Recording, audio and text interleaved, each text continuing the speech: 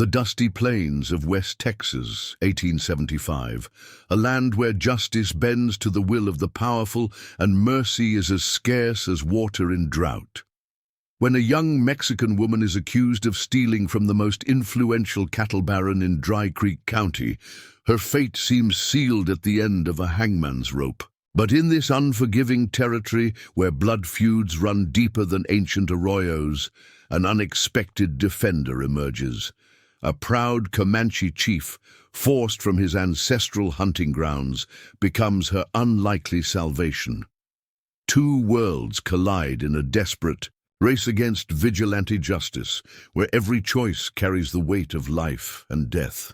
This is a tale of courage that defies boundaries, proving that sometimes the most unlikely heroes emerge when hope seems lost. Before we jump back in, tell us where you're tuning in from, and if this story touches you, make sure you're subscribed, because tomorrow I've saved something extra special for you. The town of Lost Creek materialized out of the shimmering heat. Like a mirage, a cluster of sun-bleached buildings clinging to existence beneath the merciless Texas sky. A single dirt road cut through its center, connecting Holcomb's General Store, the Silver Spur Saloon, Weaver's Blacksmith, and the small whitewashed church that stood as the town's claim to civilization amid the vast wilderness. In the distance, cattle ranches spread across the prairie like kingdoms, their barbed wire fences standing as proclamations of ownership over land that had once known no boundaries. Lost Creek had sprung up 20 years earlier when the first wave of settlers pushed west after the Mexican-American War. What began as a trading post had grown into a proper town, though proper was a generous description for a place where at least 3 men had been shot dead in the Silver Spur in the past year alone. At the northern edge stood the marshal's office, a sturdy structure of local limestone with a weathered American flag hanging limply in the still summer air. Inside, Marshal William Hayes sat at his desk, running calloused fingers through his iron-gray hair. The deep lines etched across his tanned face told stories of 15 hard years, upholding what passed for law in a territory where justice often came from the barrel of a gun rather than a courtroom. His blue eyes, still sharp as a hawk's, scanned the telegram in his hands for the 3rd time, his jaw tightening at its contents. "Another raid," he muttered, setting the paper down and reaching for his coffee. "4th ranch this month." His deputy, Thomas Reed, a lanky young man with earnest eyes and too little experience, shifted uncomfortably against the doorframe. "The Lockhart place was hit hard, Marshal. Lost nearly 30 heads of prime cattle. Old man Lockhart swears." It was the Comanche again. Reed had only been deputy for 8 months. The last one had quit after taking a bullet in the shoulder during a bank robbery. The young man had dreams of adventure when he pinned on the badge. But the reality of frontier, law enforcement had proven far less romantic than the dime novels he'd grown up reading. Hayes nodded grimly. Despite the peace treaties, tensions between settlers and the remaining Comanche bands simmered like a pot ready to boil over.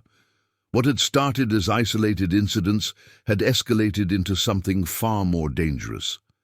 2 ranchers dead in the last year alone, and now the largest cattle operation in the county was being targeted. "They're getting bolder," Hayes said, rising from his chair, "and closer to town."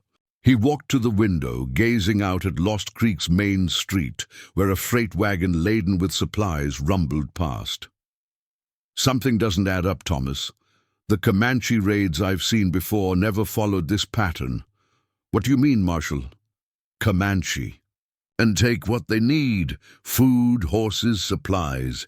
These raids are taking only cattle, and prime beef stock at that. It's almost like—" The door swung open, flooding the office with golden afternoon light and the sound of approaching horses. "Elena." Hayes stepped inside, her dark hair tied back with a simple ribbon, her riding skirt dusty from the trail. At 20, she had her mother's delicate Mexican features, but carried herself with a confidence that made the local cowboys both intimidated and smitten. born to Maria Vasquez, a daughter of Mexican landowners whose property had become American. Territory after the war, Elena straddled two worlds. After her mother's death, she'd worked hard to earn respect in a town where some still viewed her heritage with suspicion. Her skill with horses and her quick intelligence had won over most, though the wealthy Blackwood family and their circle remained coldly dismissive of the marshal's Mexican girl. "Pa," she said, removing her gloves, "Dr. Abernathy says his medicines are running dangerously low. The supply wagon is a week overdue." Marshal Hayes sighed. "Likely delayed at Fort Stockton again. I'll send a wire." Elena nodded, reaching for the water dipper. "I saw riders out by Cottonwood Creek, 5 of them heading west toward the Anderson spread." Her eyes, the same piercing blue as her father's, flashed with concern. One of them had his face covered. Another was carrying what looked like branding irons. The marshal and his deputy exchanged knowing glances. For months, reports had circulated of cattle found with altered brands. The Blackwood Ranch's distinctive Circle B was easy to modify into other marks with a hot iron and a steady hand. "Elena," Hayes said, his voice adopting the tone that brooked no argument, "I want you staying close to town for the next few days." She set down the water dipper with more force than necessary. "Pa, I'm not a child. The Abernathys need those medicines, and with the supply wagon delayed, it's not up for debate," Hayes cut in. "James Blackwood's men don't take kindly to witnesses." He reached for his gun belt, strapping it around his waist. "Thomas and I will ride out to Anderson's place. You stay with Sarah at the general store until I get back." The name Blackwood hung in the air between them. Edward Blackwood had arrived in the territory 15 years ago with money, ambition, and a ruthlessness that had built the largest ranch in 3 counties. His son James had inherited all his father's worst qualities along with the ranch, and since the old man's death 2 years ago, the young Blackwood had been pushing boundaries, both literal and figurative. Elena's expression hardened. A look her father knew all too well. She had her mother's stubbornness, God rest her soul. 10 years since typhoid had taken Maria Hayes, and still her daughter stood with the same tilt of the chin when challenged. "Fine," she conceded. Through her eyes told a different story. "I'll help Sarah with inventory." As Elena left, Marshal Hayes turned to his deputy. "Saddle the horses. We leave in 10 minutes. He reached for his rifle, checking the action with practiced hands. "And Thomas, keep your eyes open. I've got a feeling there's more to these raids than missing cattle." Outside, the late afternoon sun cast long shadows across the dusty street. Elena walked briskly toward the general store, her mind already forming a plan. She would wait until her father was well on his way before retrieving her own horse from the livery. The Abernathy family had a sick child and a pregnant mother. They needed those medicines, and Elena knew the shortcut through Wolf's Ridge that would get her there faster than her father's more cautious route. She glanced toward the far end of town, where the Murdoch brothers, known troublemakers who worked for the Blackwood Ranch, lounged outside the saloon. Their eyes followed her progress down the street, and one of them spat in the dirt as she passed. Elena kept her head high, refusing to acknowledge their presence. The Murdochs, like many of Blackwood's men, made no secret of their disdain for anyone with Mexican blood. At Holcomb's general store, Sarah greeted her with a warm smile that didn't quite reach her worried eyes. "Your father's going out to Anderson Place?" she asked, arranging jars of preserves on a shelf. "News travels fast," Elena replied, hanging her hat on a peg by the door. "Frank Wilson rode through not 10 minutes ago. Says he saw fresh tracks out." "In that way?" Sarah lowered her voice. "They say James Blackwood's been seen riding with some rough characters lately, strangers to these parts." Elena nodded, moving behind the counter to help with a customer's order. "Pa thinks these cattle raids aren't what they seem." "Your pa's a smart man," Sarah said, wrapping a pound of sugar in brown paper. but Blackwood's a dangerous enemy to make. Through the store window, Elena watched her father and Deputy Reed ride out of town, dust rising behind their horses as they headed west. She waited another 15 minutes, helping with customers, before making her excuse. "I need to check on something at home, Sarah. I'll be back before you close up." Instead of heading home, Eleanor slipped around to the livery stable, where Jessie, the old stable hand who had taught her to ride, had her mare saddled and waiting. "You be careful, Miss Elena," he warned, handing her the reins. "Your daddy ain't gonna be pleased about this." "The Abernathy's little boy could die without this medicine, Jessie. Pa will understand. Eventually." She adjusted the medicine bag securely to her saddle. "I'll be back before dark." Unknown to the marshal and his daughter, other eyes watched the town of Lost Creek. From the cover of a mesquite thicket that dotted the surrounding hills, a solitary figure observed the movement of people through a brass spyglass. A trophy, taken from a cavalry officer in a skirmish years before. Swift Arrow, his black hair tied back with a strip of leather, lowered the spyglass and frowned. The man's face was angular, marked with traditional Comanche tattoos that told the story of his lineage and achievements in battle. At 32 summers, he had lived through the great changes that had swept across the plains like wildfire, consuming his people's way of life.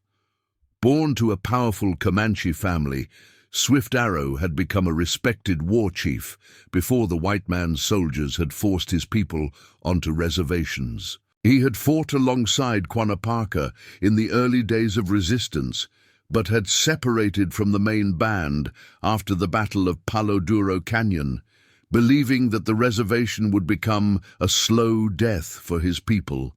Now he lived in the spaces, between worlds, one of the few who had refused confinement, choosing instead to lead a small band of warriors who maintained their traditional ways while avoiding direct conflict with the Bluecoats. His band of 20 fighters, along with their families, moved throughout the territory, hunting buffalo when they could find the increasingly rare herds, and otherwise subsisting through a combination of small game hunting and strategic raids. On isolated homesteads, taking only what they needed to survive.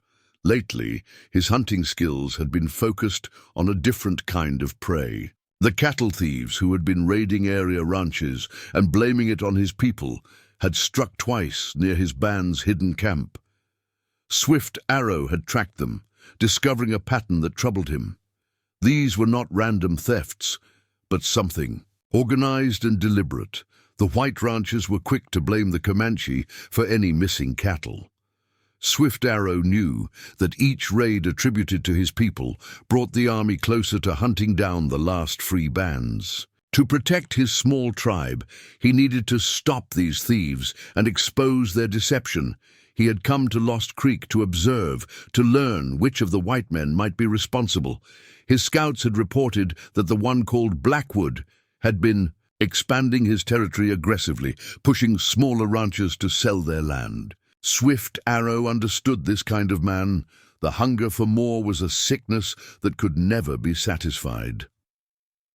The sun was beginning to set when Swift Arrow spotted a lone rider emerging from town. Even at this distance, he recognized the marshal's daughter heading not toward the safety of any nearby ranch, but toward Wolf's Ridge, where the thieves were rumored to camp. He muttered a curse in his native tongue, knowing the foolishness of such a journey. The girl was either very brave or very foolish, perhaps both. Swift Arrow had no particular love for the whites, but he had observed this woman before. She treated the Mexican workers and the few Native Americans who came to town with the same respect she showed anyone else. More importantly, her father was one of the few white men who had ever dealt fairly with Swift Arrow's people, even helping to expose a corrupt Indian agent who had been stealing from reservation supplies. As twilight deepened, Eleanor Hayes urged her mare faster along the narrow trail that cut through Wolf's Ridge. The medicine bag bounced against her saddle, its contents carefully packed by the doctor's wife. She calculated she could reach the Abernathy ranch before full dark, deliver the medicine, and be back in town before her father returned from his patrol. The trail narrowed as it climbed into the rocky ridge, with steep drops to one side and towering stone walls to the other. Elena slowed her horse, careful of loose stones that could send them both tumbling into the ravine below. A red-tailed hawk circled overhead, its sharp cry echoing off the canyon walls. A warning. She failed to heed. What she didn't see was the dust cloud rising behind her, nor did she hear the approaching riders until it was too late. 5 men on horseback appeared suddenly from a hidden ravine, cutting off her path forward and back. Elena reined her horse to a sudden stop, her heart hammering against her ribs as she recognized the leader, James Blackwood himself, son of the most powerful cattle baron in the territory, his handsome face twisted in a malicious grin. At 26, James Blackwood had the look of a man used to getting his way, tall and broad-shouldered, with sandy hair and expensive clothes that set him apart from the working cowboys. He managed the vast Blackwood holdings with an iron fist and his father's cruel temperament. Preparing and narrating this story took us a lot of time, so if you are enjoying it, subscribe to our channel. It means a lot to us. Now back to the story. "Well now," Blackwood drawled, tipping his hat with mock courtesy, "if it ain't the Marshal's half-breed daughter all alone in these dangerous hills." His eyes, cold as winter frost, assessed her with calculated interest. "Boys, I believe our luck just changed. Seems we found some mighty valuable insurance." The men with him, including the Murdoch brothers and 2 strangers with the hard eyes of hired guns, spread out to surround her. One of them carried a coil of rope slung over his saddle horn. As the men closed in around her, Elena reached for the small derringer hidden in her boot. But Blackwood was faster. His hand shot, out gripping her wrist with bruising force. "That ain't polite, Miss Hayes," he said, twisting until she cried out and the small gun fell to the dirt. "Now you're going to come along nice and quiet-like. Your pa's been causing us no end of trouble, and I reckon having his precious daughter as our guest might convince him to turn a blind eye next time we pass through." From his hidden position among the rocks above, Swift Arrow watched the encounter unfold with growing alarm. 1 against 5 were poor odds, especially against men, known for their cruelty, but the alternatives were worse. These men would not treat the woman with honor, and if they learned he had witnessed their crime, they would increase their efforts to blame his people for their misdeeds. Swift Arrow notched an arrow, drew his bowstring taut, and took careful aim. He had tracked these men for weeks, watching them rustle cattle and plant evidence of Comanche involvement. Now they had crossed into a territory where even he, with his complicated feelings toward the whites, could not stand aside. Some violations transcended the boundaries between peoples. Some crimes demanded intervention, whatever the risk. "Pet," Bowstring hummed as he released his first arrow. The arrow sliced through the twilight air with deadly precision. It struck the Murdoch brother nearest to Eleanor, embedding itself in his shoulder. The man howled in pain, nearly falling from his horse as he clutched at the shaft protruding from his flesh. Before the others could react, a second arrow whistled. Down from the ridge, narrowly missing Blackwood's head, but piercing the crown of his expensive hat. "Comanche!" shouted one of the hired guns, drawing his pistol and firing wildly toward the rocks above. The shot echoed between the canyon walls, startling birds into flight from nearby trees. Chaos erupted among the riders. Blackwood's horse reared in panic as a third arrow struck the ground between its hooves. Elena seized the moment, kicking her mare into motion, attempting to break through the disorganized circle of men. She almost made it before Blackwood recovered his composure, spurring his stallion forward to cut off her escape. His hand lashed out, grabbing her arm with such force that she was pulled from her saddle.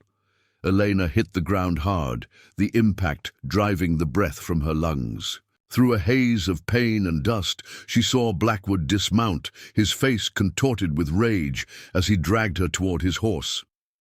"Damn savages!" he snarled, pulling her upright.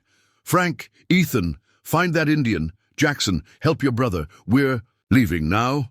The Murdocks and one of the hired guns headed toward the ridge, firing as they went. Stone fragments flew as bullets struck the rocks, but no more arrows came. Either the attacker had fled or he was biding his time. Blackwood threw Elena across his saddle like a sack of grain before mounting behind her. "Move out!"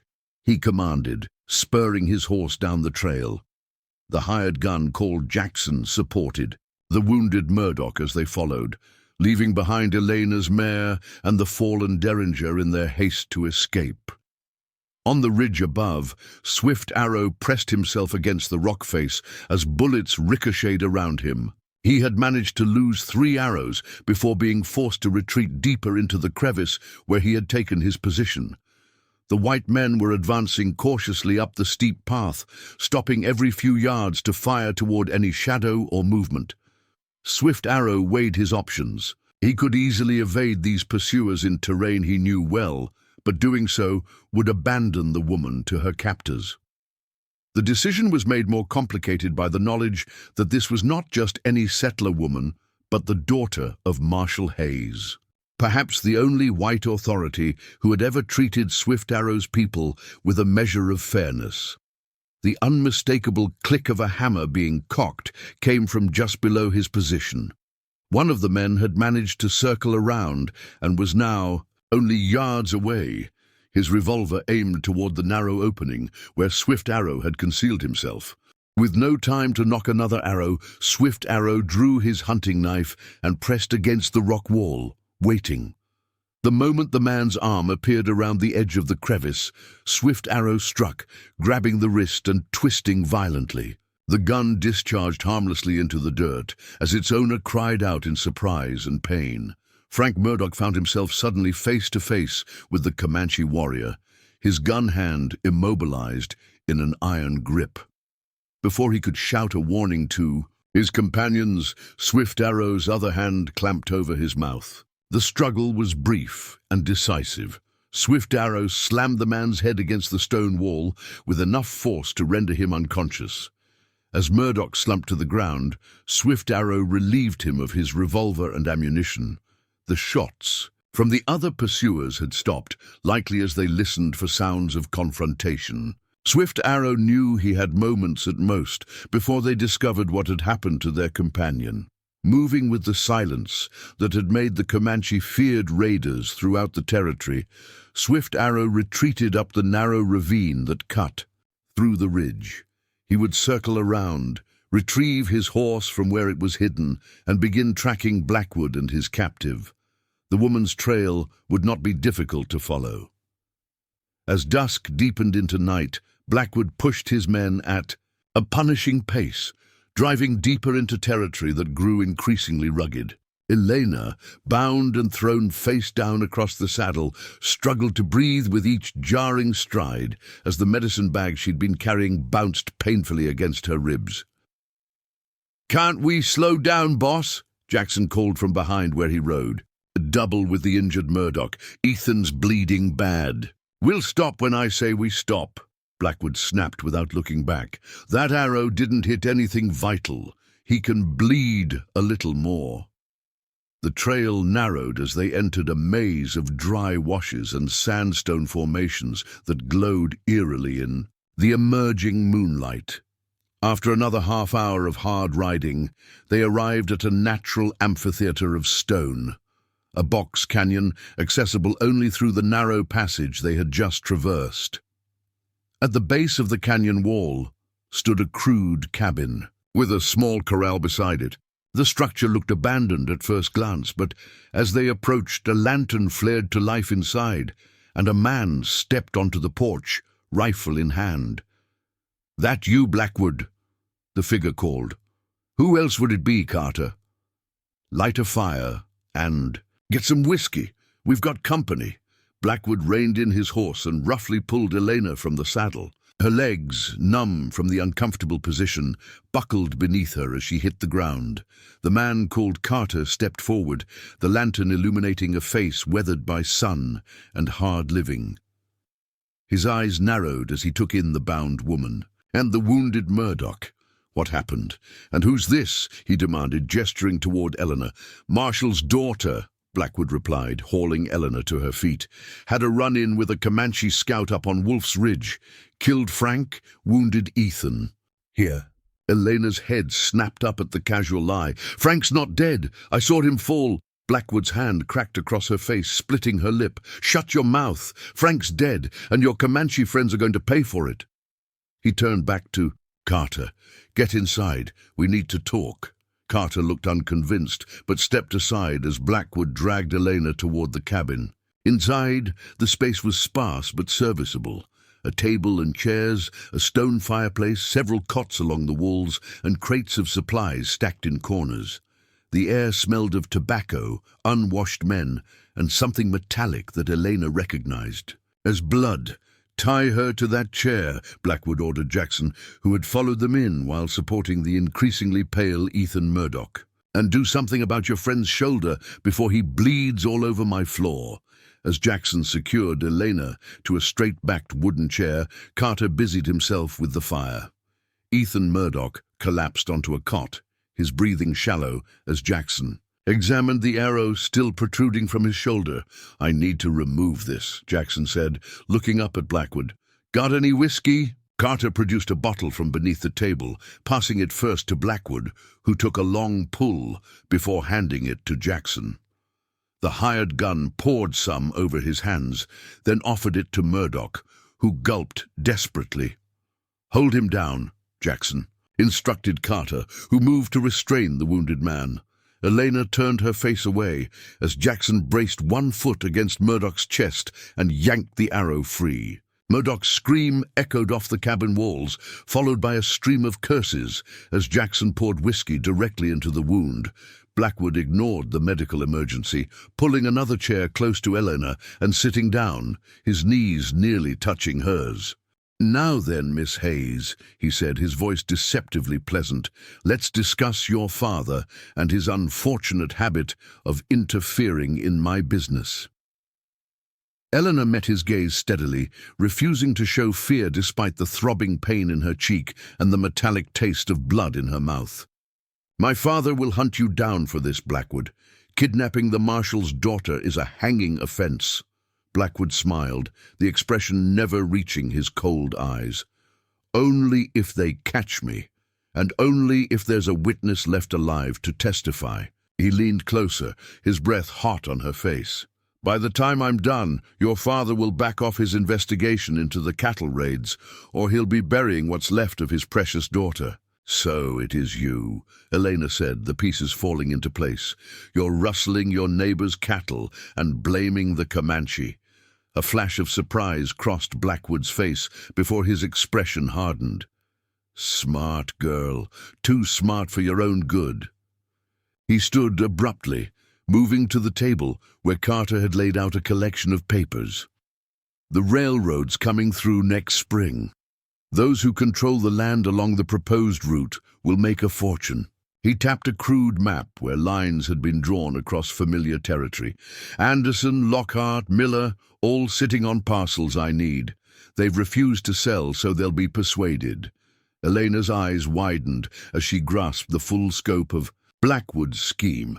The raids, you're destroying their livelihood, so they'll have no choice but to sell. And blaming it on those savages is the perfect cover, Blackwood confirmed with a self-satisfied smirk.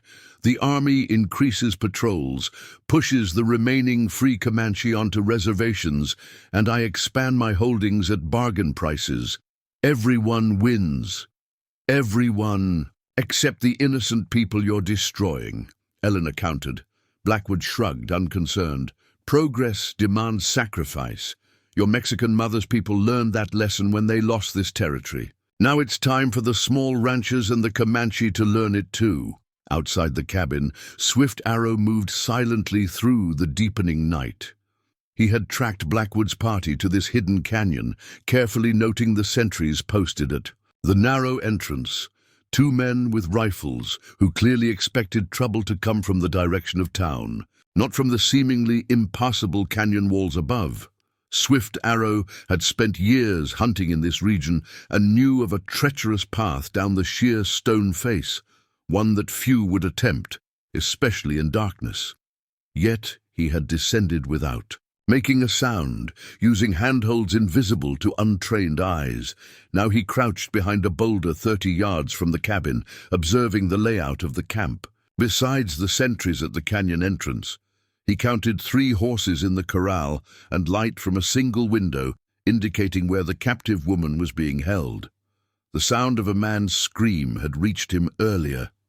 Someone dealing with an arrow wound, he surmised with grim satisfaction. Swift Arrow considered his options. He could wait until the men slept, then attempt to free the woman. But Blackwood struck him as cautious enough to post guards inside as well. A direct assault would be suicidal. He needed to learn more about their plans before acting, moving like a shadow from boulder to boulder.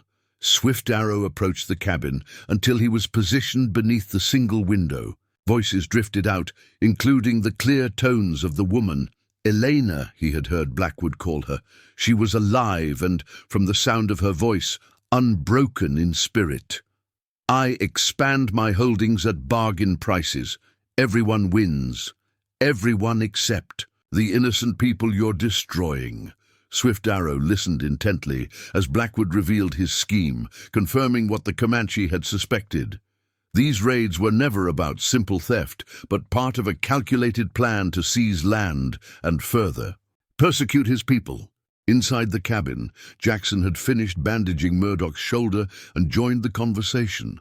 "What about her?" he asked, jerking his thumb toward Elena. "Marshal Hayes won't rest until he finds her." Blackwood picked up a sheet of paper from the table, examining it thoughtfully. "I'm counting on that. Tomorrow we send him a message. Her riding gloves soaked in blood, along with a note explaining that his daughter is our guest. If he wants her returned alive, he'll stop investigating the raids and convince the other ranchers to accept my offers." "And if he doesn't?" Carter asked.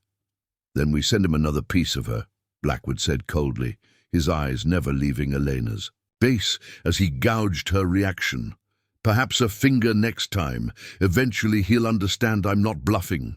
Eleanor struggled against her bonds, fury overriding fear. "You're insane if you think this will work. My father won't be intimidated, and when he finds you, he won't find us," Blackwood interrupted, folding the paper and tucking it into his vest pocket. "We'll be moving at first light to a location even your resourceful father doesn't know exists."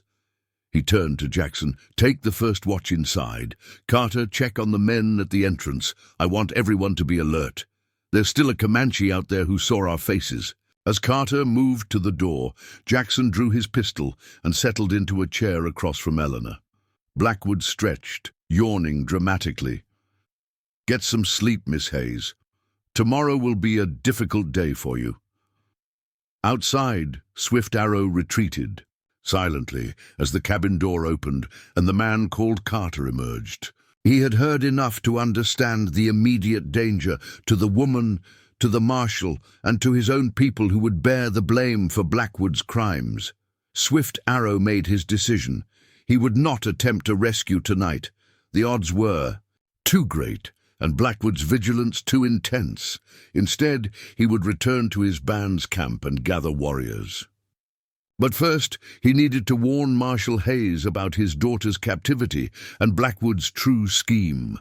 The journey back up the canyon wall was as treacherous as the descent, but Swift Arrow climbed with the sure-footed confidence of a lifetime spent in this harsh landscape. At the canyon rim, he paused to look back at the cabin below, where a faint light still glowed in the window. "Be strong, Elena Hayes," he whispered in his native tongue. "The people do not abandon those in need of justice." With that pledge made, to the night wind, Swift Arrow disappeared into the darkness, moving swiftly toward where he had hidden his horse. The race to save the marshal's daughter and perhaps his own people's future in this contested land, had begun.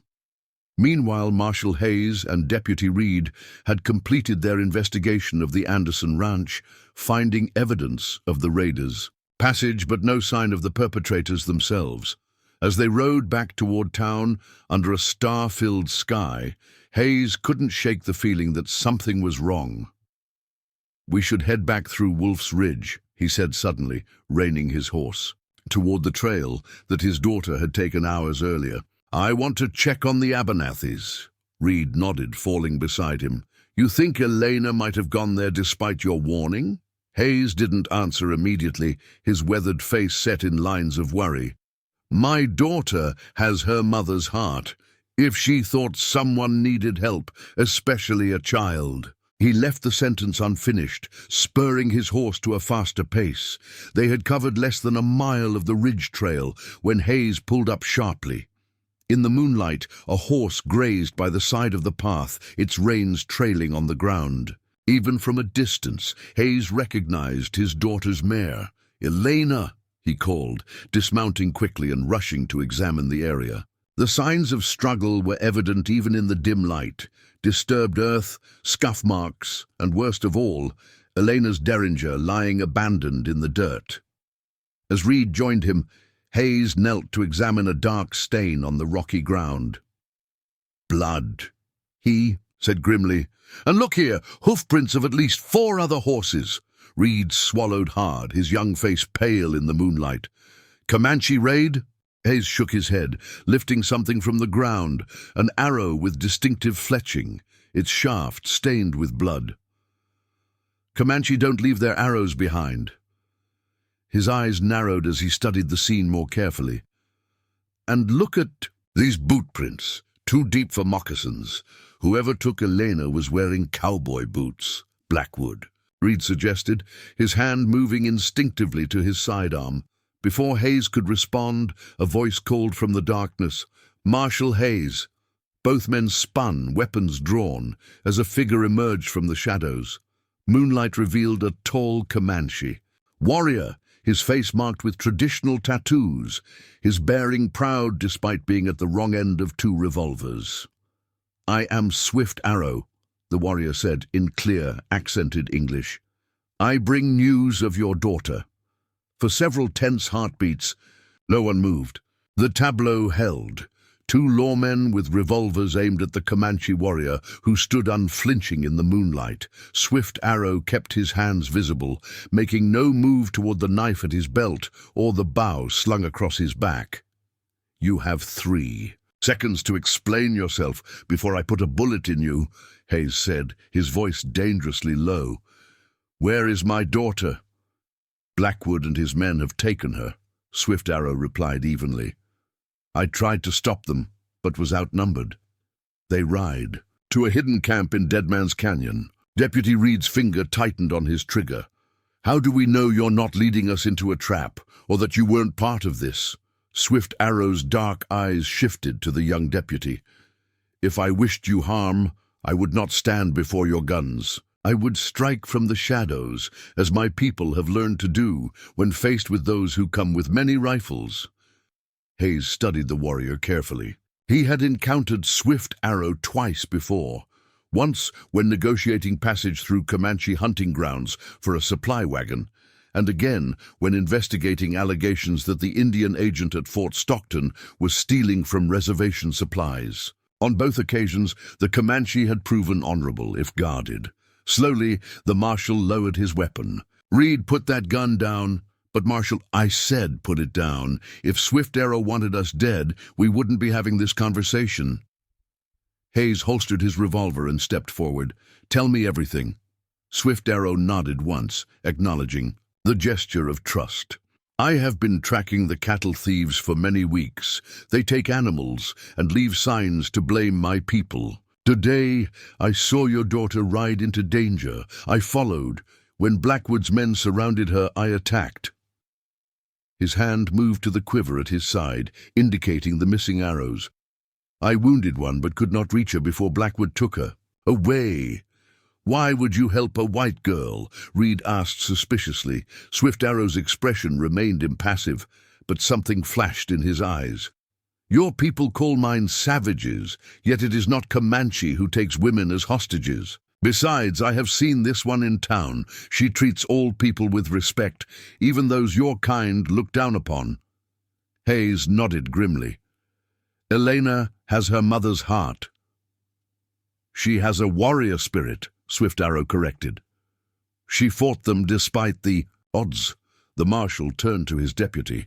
"Reed, ride back to town. Form a posse. Davis, Miller, Wilson, anyone who can shoot straight. Have them ready to ride at first light." Reed hesitated. "You're going after her now? In the dark? Every hour she spends in Blackwood's hands." Hayes couldn't finish the sentence, his voice tight with controlled fury and fear. "Just get that posse ready. We'll need them." As Reed mounted his horse, Swift Arrow spoke. "Deadman's Canyon has only one entrance that horses can take. If you bring many men, Blackwood will see them coming. Your daughter will die before you reach her." Hayes looked sharply at the Comanche. "You know another way in?" "Yes. A path few would attempt. I can show you." Reed looked between the two men. "Marshal, you can't seriously be considering—" "Go back to town, Thomas," Hayes interrupted. "That's an order." When the young deputy had reluctantly departed, Hayes turned back. To Swift Arrow, "Why are you really helping us?" The Comanche warrior's face betrayed no emotion, but his words carried weight. "Blackwood blames my people for his raids. The army grows restless. Soon they will hunt down the last free bands. My family, my children, will be forced onto the reservation to starve on rotten food and empty promises." He met Hayes's gaze directly. "I will help your daughter to save my people." Hayes nodded, understanding the brutal calculus of survival. "Fair enough. There is more," Swift Arrow continued. "I heard Blackwood speak in the cabin. The raids are part of a larger plan. The Iron Horse comes next spring. Blackwood forces smaller ranches to sell by destroying their herds." The marshal's eyes narrowed. "The railroad survey. I'd heard rumors." He checked his ammunition and adjusted his gun belt. "How far is this canyon?" 3 hours hard ride. We must move quickly. At dawn, Blackwood plans to send you—" Swift Arrow hesitated, choosing his words carefully. "A message, using your daughter's blood." Hayes's face hardened into a mask of controlled rage. "Then we don't have time to waste." He mounted his horse and looked expectantly at the Comanche. "Lead the way." Swift Arrow gave a single nod before moving to retrieve his own horse hidden among the rocks. As they set off into the night, two men from different worlds united by a common purpose. Neither spoke of the improbability of their alliance or the dangers that lay ahead. Some understandings require no words. Meanwhile, in the crude cabin deep, within Deadman's Canyon, Elena tested the ropes binding her wrists to the chair. Her captors had done their work well. The knots were tight, the hemp rough against her skin. After several hours, Jackson had dozed off in his chair across the room, his breathing deep and rhythmic. Carter had gone outside to relieve one of the sentries, and Blackwood had retired to a cot in the corner, though Elena suspected he wasn't truly sleeping.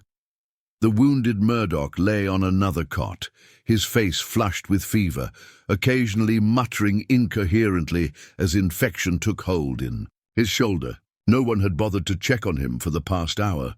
Elena glanced around the cabin, taking careful inventory of her surroundings. A kerosene lamp burned low on the table, casting long shadows across the room. Beside it lay a leather map case, several papers, and Blackwood's expensive revolver, tantalizingly out of reach. Tools hung on the wall near a small cooking area, including a hunting knife used earlier to slice the salt pork they'd eaten for dinner. The door was barred from the inside, the single window shuttered against the night. A trap door in the floor suggested a cellar or storage space beneath the cabin. If she could free herself, which exit offered the best chance of escape? Her contemplation was interrupted by a low moan from Murdoch. The man thrashed weakly, his bandage now stained with a mixture of blood and yellowish discharge. Elena recognized the signs of a severe infection. Without proper medical attention, he would likely be dead by morning. "Water," Murdoch croaked, his eyes opening to fix feverishly on Elena. "Please, water." Elena hesitated. The man was her enemy, one of her captors, yet she couldn't ignore the basic human plea. "I can't help you," she whispered, nodding toward her bound hands. "Call," to Jackson. Murdoch's head rolled toward the sleeping guard, but he seemed unable to muster the strength to call out. His parched lips worked soundlessly for a moment before he looked back at Elena. "Please," he managed again, desperation in his glazed eyes. Something in his gaze, vulnerability, fear, regret perhaps, stirred Elena's compassion despite her situation. She glanced at Jackson, confirming he was still sound asleep, then began working her chair silently across the rough wooden floor, inch by inch, toward Murdoch's cot. It took several agonizing minutes, but she eventually maneuvered close enough that Murdoch could reach the cup of water left on a small table near his bed. His hand shook violently as he lifted it to his lips, spilling half the contents down his chin. "Thank you," he whispered after draining the cup. His fever-bright eyes studied her face. "Why would you help me?" Elena shrugged as best she could, while bound. "My mother taught me that mercy isn't earned, it's given." A flicker of shame crossed Murdoch's face. "You shouldn't be here. This wasn't supposed to—" He trailed off, grimacing as pain lanced through his shoulder. "Wasn't supposed? To what?" Elena prompted quietly, aware this might be her only chance to gather information. Murdoch's gaze darted toward Blackwood's sleeping form before returning to Elena. "Just cattle at first," he murmured. "Good money. No one gets hurt. Then Frank, he shot that farmer. Blackwood liked it, said fear works better than threats." His breathing grew more labored. "Now he's talking about taking women if the men won't sell. Burning homes. Help me," Elena whispered urgently. "Untie me. You know this is wrong." Murdoch's eyes clouded with indecision. "He'll kill me." "You're dying anyway," Elena said bluntly. "That wound is infected without proper medicine." She left the sentence unfinished. The wounded man closed his eyes, internal conflict playing across his fevered features. After a long moment, he reopened them with newfound resolve. "Knife," he whispered, nodding toward his boot beside the cot. "In my boot." Elena's heart leaped, but she controlled her expression. "I can't reach it like this." With effort that clearly cost him dearly, Murdoch shifted on the cot, extending his leg so that his boot was within inches of Elena's bound hands. She stretched her fingers, straining against the rope, managing to brush the leather with her fingertips. "Further," she urged quietly. Murdoch pushed himself with his good arm, edging the boot closer until Elena could grasp it. Carefully, she worked her fingers inside, feeling the smooth handle of a small knife tucked into a hidden sheath. Hope surged through her as her fingers closed around it. The boot clattered to the floor. Jackson stirred in his chair, mumbling something unintelligible. Elena froze. The knife clutched awkwardly behind her back, while Murdoch feigned unconsciousness. After a tense moment, the guard settled back into sleep. Adjusting her grip on the knife, Elena began sawing at the ropes around her wrists.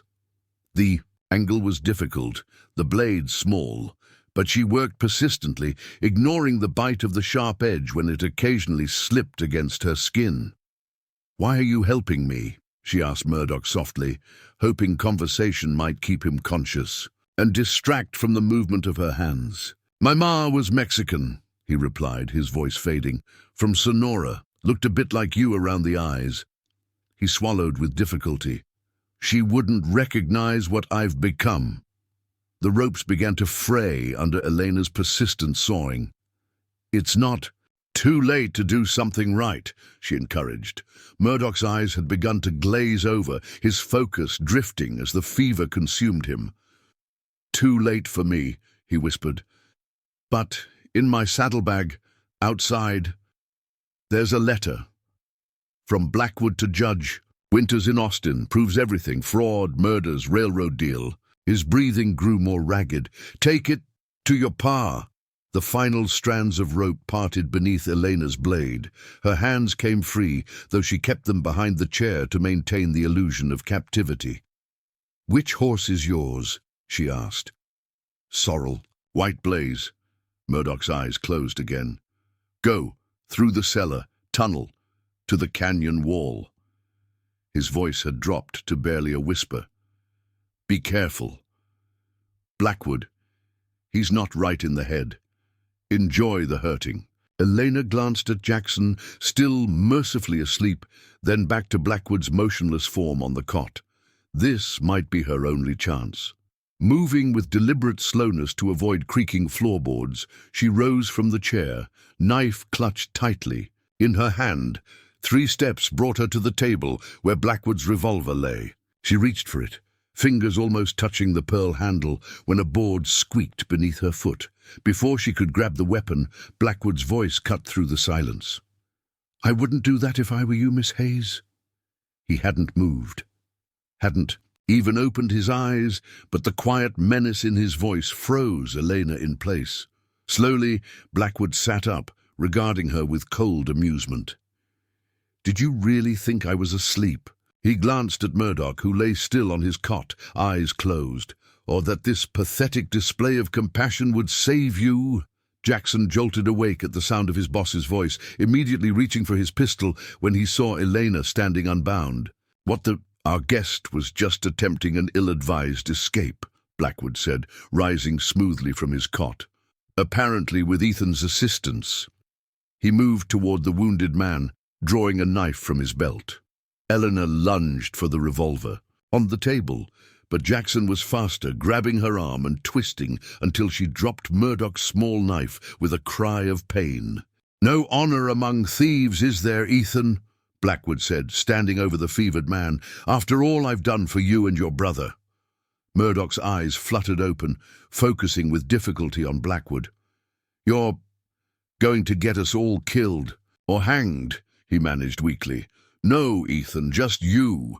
Blackwood's knife flashed once in the lamplight. Elena cried out as Blackwood wiped his blade clean on Murdoch's shirt, which was rapidly darkening with blood. The wounded man made a gurgling sound, then lay still, eyes fixed on the ceiling. Blackwood turned to Elena, his expression coldly practical. That's the problem with weakness, Miss Hayes.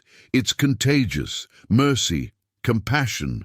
They spread like disease in men who should know better. He nodded to Jackson. Tie her to the support post this time. Use wire, not rope, and check it twice. As Jackson dragged her toward the center post that supported the cabin's roof, Elena fought desperately, kicking and twisting, despite knowing the futility of resistance. Her efforts earned her a backhanded blow that sent her sprawling to the floor, blood trickling from a fresh cut on her cheek. I was going to wait until morning to send your father my message, Blackwood said, retrieving his revolver from the table and checking its chambers. But since you're so eager for action, perhaps we should begin now.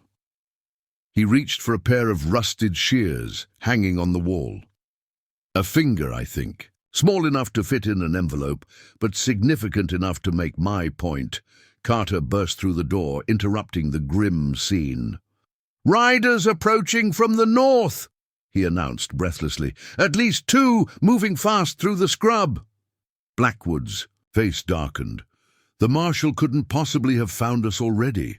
Unless he had help, Jackson suggested, glancing meaningfully at Eleanor. Blackwood considered for a moment, then began issuing rapid orders. Carter, wake the men at the entrance. Jackson, secure her to that post. No time for finesse, just make sure she can't move. He grabbed his hat and gun belt. If it's Hayes, he's found us faster than I anticipated. We need to change plans. As the men scrambled to obey, Blackwood leaned close to Elena, who had been roughly hauled to her feet. "It seems you've earned a brief reprieve, Miss Hayes, but make no mistake. When this interruption is dealt with, we'll continue our conversation about what parts of you your father might like to receive in the mail." He straightened, a slow, cruel smile spreading across his face. "Perhaps I should thank whoever's coming. I hate to rush artistic endeavors." Outside, Marshal Hayes and Swift Arrow dismounted in a small core of mesquite a quarter-mile from the canyon entrance. The eastern sky had just begun to lighten, the first grey tendrils of dawn reaching across the stars. They had pushed their horses hard through the night, navigating treacherous terrain by moonlight. "2 guards at the entrance," Swift Arrow said, quietly, indicating the narrow gap in the canyon walls where firelight revealed the silhouettes of armed men. "More inside by the cabin." Hayes checked his revolver, then the rifle in his saddle scabbard. His face was etched with fatigue and determination. "You mentioned another way in?" Swift Arrow nodded. "A path up the canyon wall, then down inside, difficult, dangerous." "For both of us?" The Comanche's expression remained impassive. "For you, very dangerous. For me," he shrugged slightly, "my people have used such paths to hunt for generations." Hayes holstered his revolver with a grim smile. "Then I hope you're as good a teacher as you are a tracker, because we're both going. My daughter is in there, and I'm not waiting for Reed's posse." Swift Arrow studied the weathered lawman with newfound respect. "Most white men would not attempt this climb. Most white men don't have a daughter like Eleanor," Hayes replied simply. He gazed toward the canyon, steel in his blue eyes. "Let's go get her back." The eastern face of Dead Man's Canyon loomed before them, a sheer wall of striated sandstone bathed in the first pale light of dawn. Swift Arrow moved with practiced ease across the narrow ledge, his moccasined feet finding purchase on seemingly invisible footholds. Behind him, Marshal Hayes followed with grim determination, his breathing labored but steady as he matched the Comanche's path. They had left their horses concealed in a dry wash half a mile back, approaching the canyon on foot to avoid detection. Now, halfway up the treacherous ascent, Hayes paused to wipe sweat from his brow, despite the morning chill. Below them, the canyon floor stretched out like a miniature landscape, the cabin and corral clearly visible in the growing light. "There," Swift Arrow said softly, pointing to movement near the cabin. "Blackwood's men prepare for something." Hayes narrowed his eyes, focusing on the figures below. 4 men had emerged from the cabin, rifles in hand, scanning the approaches. "To the canyon." Another remained by the entrance, speaking with the sentries. "They're expecting company," Hayes muttered. "Reed couldn't have formed a posse and reached here this quickly." Swift Arrow's expression remained inscrutable. "Someone else comes. Another enemy of Blackwood, perhaps. Or allies we don't know about." Hayes resumed climbing, his weathered hands finding the next handhold. "How much further to the top?" "Not far. Then we follow the rim until we can descend behind the cabin." The lawman nodded, conserving his breath for the difficult climb. Every muscle in his body protested the exertion after a sleepless night of hard riding. But the thought of Elena in Blackwood's hands drove him onward. Though he'd never admit it aloud, Hayes was impressed by Swift Arrow's willingness to risk his life for someone not of his people. The Comanche's reasons might be pragmatic, clearing his band of blame for the cattle raids, but his actions spoke of a deeper code of honor. As they neared the canyon rim, loose rocks skittered down the face below them. Hayes froze, pressing himself against the stone as one of Blackwood's men glanced upward. For a breathless moment, he feared they'd been spotted, but the man's attention was drawn away by a shout from near the canyon entrance. "Riders approaching!" came the distant call.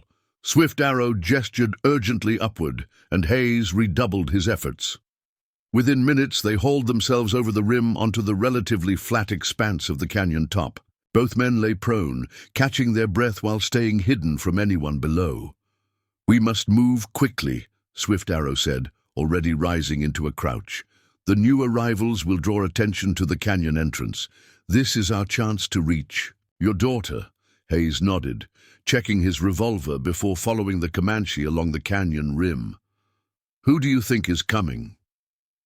"Perhaps your deputy returned sooner than expected. Or perhaps someone warned Blackwood we're coming," Hayes countered grimly. They moved swiftly along the edge until reaching a point Swift Arrow indicated with a raised hand. Here, the canyon wall dipped inward, creating a series of natural ledges that descended like an uneven staircase toward a narrow shelf about 50 feet above the canyon floor. From there, a steep but manageable slope of scree led down to a position behind the cabin. "This is our path," Swift Arrow said. "Follow exactly. Where I step, the stone is treacherous." Inside the cabin, Elena struggled against the wire, binding her wrists to the support post. Unlike rope, the thin metal bit cruelly into her skin with each movement, drawing blood that ran in warm rivulets down her hands. Jackson had been thorough in his work, wrapping the wire multiple times before twisting it tight with pliers. Blackwood paced the cabin floor, pausing occasionally to peer through a crack in the shuttered window. "I don't like this," he muttered. "No one should have found this place." Carter entered, his expression tense. "Riders are still coming, 3 of them, moving cautious-like through the scrub. Can't make out who yet." "3's not enough for a proper posse," Blackwood observed. "Scouts, maybe, or someone else entirely?" He turned to Jackson. "Get out there with the others. If it's Hayes or his deputy, kill them. If it's someone else, well, we'll see." As Jackson hurried out, Blackwood retrieved a shotgun from beside the door, checking its chambers before approaching Elena. "It seems we have unexpected guests, Miss Hayes. I do hope it's not your father. It would be a shame for him to die without knowing what became of his beloved daughter."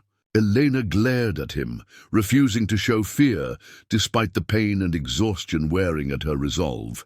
"Even if you kill him, others will come. You can't murder a U.S. Marshal and expect to get away with it." "Murder is such an ugly word," Blackwood replied with a cold smile. "I prefer to think of it as removing obstacles to progress. Your father is standing in the way of civilization's advancement." He gestured toward the papers on the table. "The railroad means the future of this territory. Towns will grow, fortunes will be made. Those who resist change will be forgotten." "You don't care about progress," Elena shot back. "You care about power and money. They're one and the same in this world, my dear." Blackwood moved to the window. Again, as a shout came from outside, his body tensed as he peered through the crack. "What the hell?" More shouts followed, then a single gunshot. Blackwood muttered a curse, grabbing his hat and revolver. "Stay put," he said with a mocking smile. "I'll deal with our visitors and be right back to finish our business." The door slammed behind him, leaving Eleanor alone in the cabin with the body of Ethan Murdoch still sprawled on the cot, blood pooled beneath him. The sudden silence was broken only by the distant voices outside and her own rapid breathing. Elena renewed her efforts against the wire, ignoring the sharp pain as it cut deeper. Looking around desperately, she spotted the tin cup Murdoch had used earlier, now lying on the floor near his cot. If she could somehow reach it, perhaps she could use its edge to work against the wire. Straining against her bonds, she managed to extend her foot toward the cup, stretching until her muscles burned with the effort. Her boot toe nudged the cup, sending it spinning a few inches closer. Again she stretched, sweat beading on her forehead from exertion and pain. After several agonizing attempts, she managed to drag the cup close enough to hook it with her foot and draw it within reach. Awkwardly, she maneuvered to pick it up between her knees, then slowly, painfully, worked her bound hands around the post until she could grasp it. The metal rim of the cup was thin, but relatively sharp. Elena began working it against the wire, sawing with desperate determination. Outside, the commotion continued. More shouts, another gunshot, then a flurry of them in rapid succession. Whatever distraction had arrived, it was buying her precious time. On the slope above the cabin, Swift, Arrow, and Hayes took cover behind a large boulder as gunfire erupted near the canyon entrance. From their vantage point, they could see 3 riders exchanging shots with Blackwood's men who had taken positions behind rocks and the corral fence. "Not your deputy," Swift Arrow observed. "These men wear no badges. Their horses carry packs." Hayes squinted against the brightening day. "Smugglers, maybe. This canyon would make a good waypoint for running contraband across the border." He shifted his attention to the cabin. "I don't see Blackwood." As if summoned by the words, the cabin door opened, and Blackwood emerged, shotgun in hand. He conferred briefly with one of his men, then moved toward the gunfight, keeping low and using the scattered boulders for cover. "There," Hayes said grimly. "Elena must be inside." Swift Arrow nodded, studying the terrain between their position and the cabin. "The fighting draws their eyes. We can reach the back of the cabin unseen." Reaching the canyon floor, they crouched behind a large boulder, studying the rear of the cabin. No windows broke the back wall, only a small door that likely led to a storage area or root cellar. A woodpile stood nearby, providing additional cover for their approach. "I'll go first," Hayes whispered, drawing his revolver. "Cover me." Swift Arrow nodded, knocking an arrow to his bowstring. "If anyone appears, they will not see you." Hayes darted forward, moving from boulder to woodpile in a crouch. When no alarm was raised, he continued to the small rear door, trying the handle cautiously. It was locked or barred from inside. Inside the cabin, Elena had made agonizingly slow progress against the wire. The tin cup's edge had worn smooth in places, reducing its effectiveness, but she had managed to fray one of the strands. Blood made her hands slippery, the wire cutting deeper with each movement, but desperation drove her onward. A scraping sound from the trapdoor in the floor caught her attention. The wooden panel lifted slightly, then settled back. Someone was trying to enter from below. Elena tensed, uncertain whether this meant rescue or further danger. The trapdoor lifted again, this time opening fully. A weathered hand appeared, followed by a familiar face that made Elena's heart leap with relief and hope. "Pa!" she whispered urgently. Marshal Hayes climbed silently from the cellar, his revolver drawn. His eyes quickly took in the situation. Elena bound to the post, blood running from her wrists, the dead man on the cot, his face hardened with controlled fury as he hurried to her side. "Are you hurt?" he asked softly, examining her bonds. "Just my wrists. Blackwood was going to—" She couldn't finish the sentence. Hayes's jaw tightened as he gently unwound the bloody wire from her hands. "I know, sweetheart. I'm here now. Can you walk?" Eleanor nodded, flexing her fingers painfully as circulation returned. "How did you find me?" "Had help from an unexpected source." Hayes glanced toward the trapdoor, where Swift Arrow now emerged, bow at the ready. "There's a tunnel from the canyon wall that leads to the cellar. Apparently the previous occupants were smugglers with a need for quick escapes." Elena stared in surprise at the Comanche warrior. "You're the one who tried to help me on the ridge." Swift Arrow inclined his head slightly. "The people do not approve of those who harm women, even those with white fathers." A floorboard creaked. Near the front door, Swift Arrow spun. Arrow knocked in one fluid motion as the door began to open. Hayes pushed Elena behind him, raising his revolver. Carter stepped through, stopping abruptly at the sight that greeted him. For a frozen moment, no one moved. Then Carter's hand darted for his holstered pistol. Swift Arrow's arrow took him in. The shoulder before his fingers could close around the weapon. The impact drove him backward against the doorframe. His cry of pain cut short as Hayes closed the distance in 2 strides, bringing the butt of his revolver down on the man's head. Carter crumpled to the floor, unconscious. "We need to move," Hayes said, retrieving Blackwood's revolver from the table and handing it to Elena.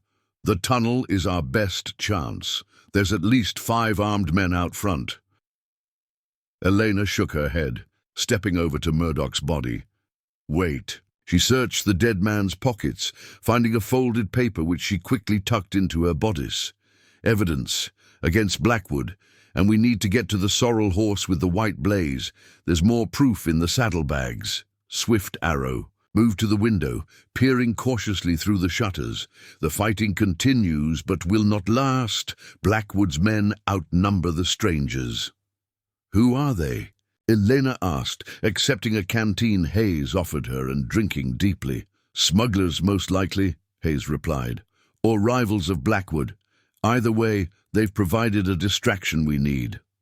A sudden cry from outside drew Swift Arrow's attention. One of the strangers is down, the others retreat. Hayes checked his ammunition. That's our cue to leave, through the tunnel, quick and quiet. As Elena moved toward the trapdoor, her eyes fell on the map spread across the table, the railroad survey with Blackwood's annotations showing the properties he intended to seize. She snatched it up, folding it hastily and securing it alongside Murdoch's letter. Evidence, she explained at her father's questioning look, for the circuit judge. Hayes nodded with grim approval. If we live to see him. They descended into the cellar, a small earthen space lined with crates of supplies and a few barrels of what smelled like whiskey. At the far end, a narrow tunnel burrowed into the canyon wall, barely tall enough for a man to stand upright. I will go first, Swift Arrow said, slinging his bow across his back. The tunnel turns many times. It is easy to become lost. Hayes nodded, helping Elena into the passage before following, pausing only to close the trapdoor behind them. The tunnel was cool and damp, the air heavy with the scent of earth and stone. Swift Arrow produced a small tallow candle from a pouch at his belt, lighting it to illuminate their path. How did you know about this place? Elena asked, as they moved deeper into the passage, her voice hushed despite the thick earth surrounding them. My people have watched these canyons for generations, Swift Arrow replied without turning. The men who dug this tunnel traded with us sometimes before the bluecoats came. They continued in silence for several minutes, the passage gradually sloping upward. The only sounds were their breathing and the occasional distant rumble of gunfire, muffled by layers of earth and stone. The shooting stopped, Hayes observed after a particularly long silence. Swift Arrow nodded. Either the fight is over or they have discovered you are gone. As if confirming his words, a shout echoed faintly through the tunnel behind them. Elena looked back, her face pale in the candlelight. They've found the trap door. Move faster, Hayes urged, his hand on his revolver. How much further? Not far, Swift Arrow assured them. The tunnel opens on a ledge halfway up the canyon wall. From there we must climb. The passage narrowed further, forcing them to proceed in single file, sometimes having to turn sideways to squeeze through particularly tight sections. Elena's breath came in short gasps, claustrophobia threatening to overwhelm her despite her determination to remain calm. Almost there, Swift Arrow said, sensing her distress. See? Light ahead. Sure enough, a faint grayish illumination appeared around. A bend in the tunnel. As they rounded the corner, fresh air greeted them, along with the sight of a narrow opening partially concealed by scrub brush. Swift Arrow extinguished his candle and moved cautiously to the exit, peering out before signaling the others to follow. They emerged onto a natural shelf on the canyon wall, about 60 feet above the floor. The ledge extended about 20 yards in either direction before the wall became too sheer for easy travel. Our horses are beyond the rim, Swift Arrow explained, pointing upward to where the canyon wall continued another 100 feet to the top. We must climb. Hayes surveyed the wall with concern. That's a difficult ascent, especially for Eleanor after what she's been through. A shout from below interrupted their discussion. Looking down, they saw Blackwood and 2 of his men emerging. From the cabin, rifles in hand, it wouldn't be long before they spotted the escapees on the ledge. No choice, Elena said grimly, examining the wall for handholds. We climb or we die. Swift Arrow pointed to a route that zigzagged up the face. "Follow exactly where I go. The stone will hold your weight if you choose carefully." He began to climb, moving with the practiced ease of one who had spent a lifetime navigating such terrain. Hayes gestured for Eleanor to follow, staying below her to spot if she slipped. Despite her exhaustion and injured wrists, Eleanor tackled the ascent with determined focus, placing her hands and feet precisely where Swift Arrow had demonstrated. They had climbed perhaps 20 feet above the ledge when a rifle shot cracked through the morning air. Stone fragments exploded from the wall inches from Hayes's head. "They've spotted us," he called, pressing himself against the wall as another shot rang out. Swift Arrow, already well ahead, paused to look back. "Keep climbing. The angle will become too steep for accurate shooting." Eleanor forced herself onward, ignoring the burning in her arms and the fresh blood seeping from her lacerated wrists. Each handhold required a supreme effort of will, her muscles trembling with fatigue.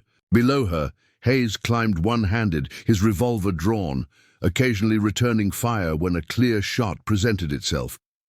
A bullet struck the wall near Elena's foot, showering her with stinging fragments. She gasped, but kept moving, focusing solely on the next handhold, the next step upward. Swift Arrow had reached a small outcropping about 15 feet above her, and now used his bow to provide covering fire, forcing Blackwood's men to seek shelter. "Hurry!" Swift Arrow called. "Once we reach the rim, we can hold them off." Elena gritted her teeth and pressed onward, her world narrowing to the next few inches of stone before her. Nothing else mattered, not the pain, not the gunfire, not even the fear. Only the climb, only survival.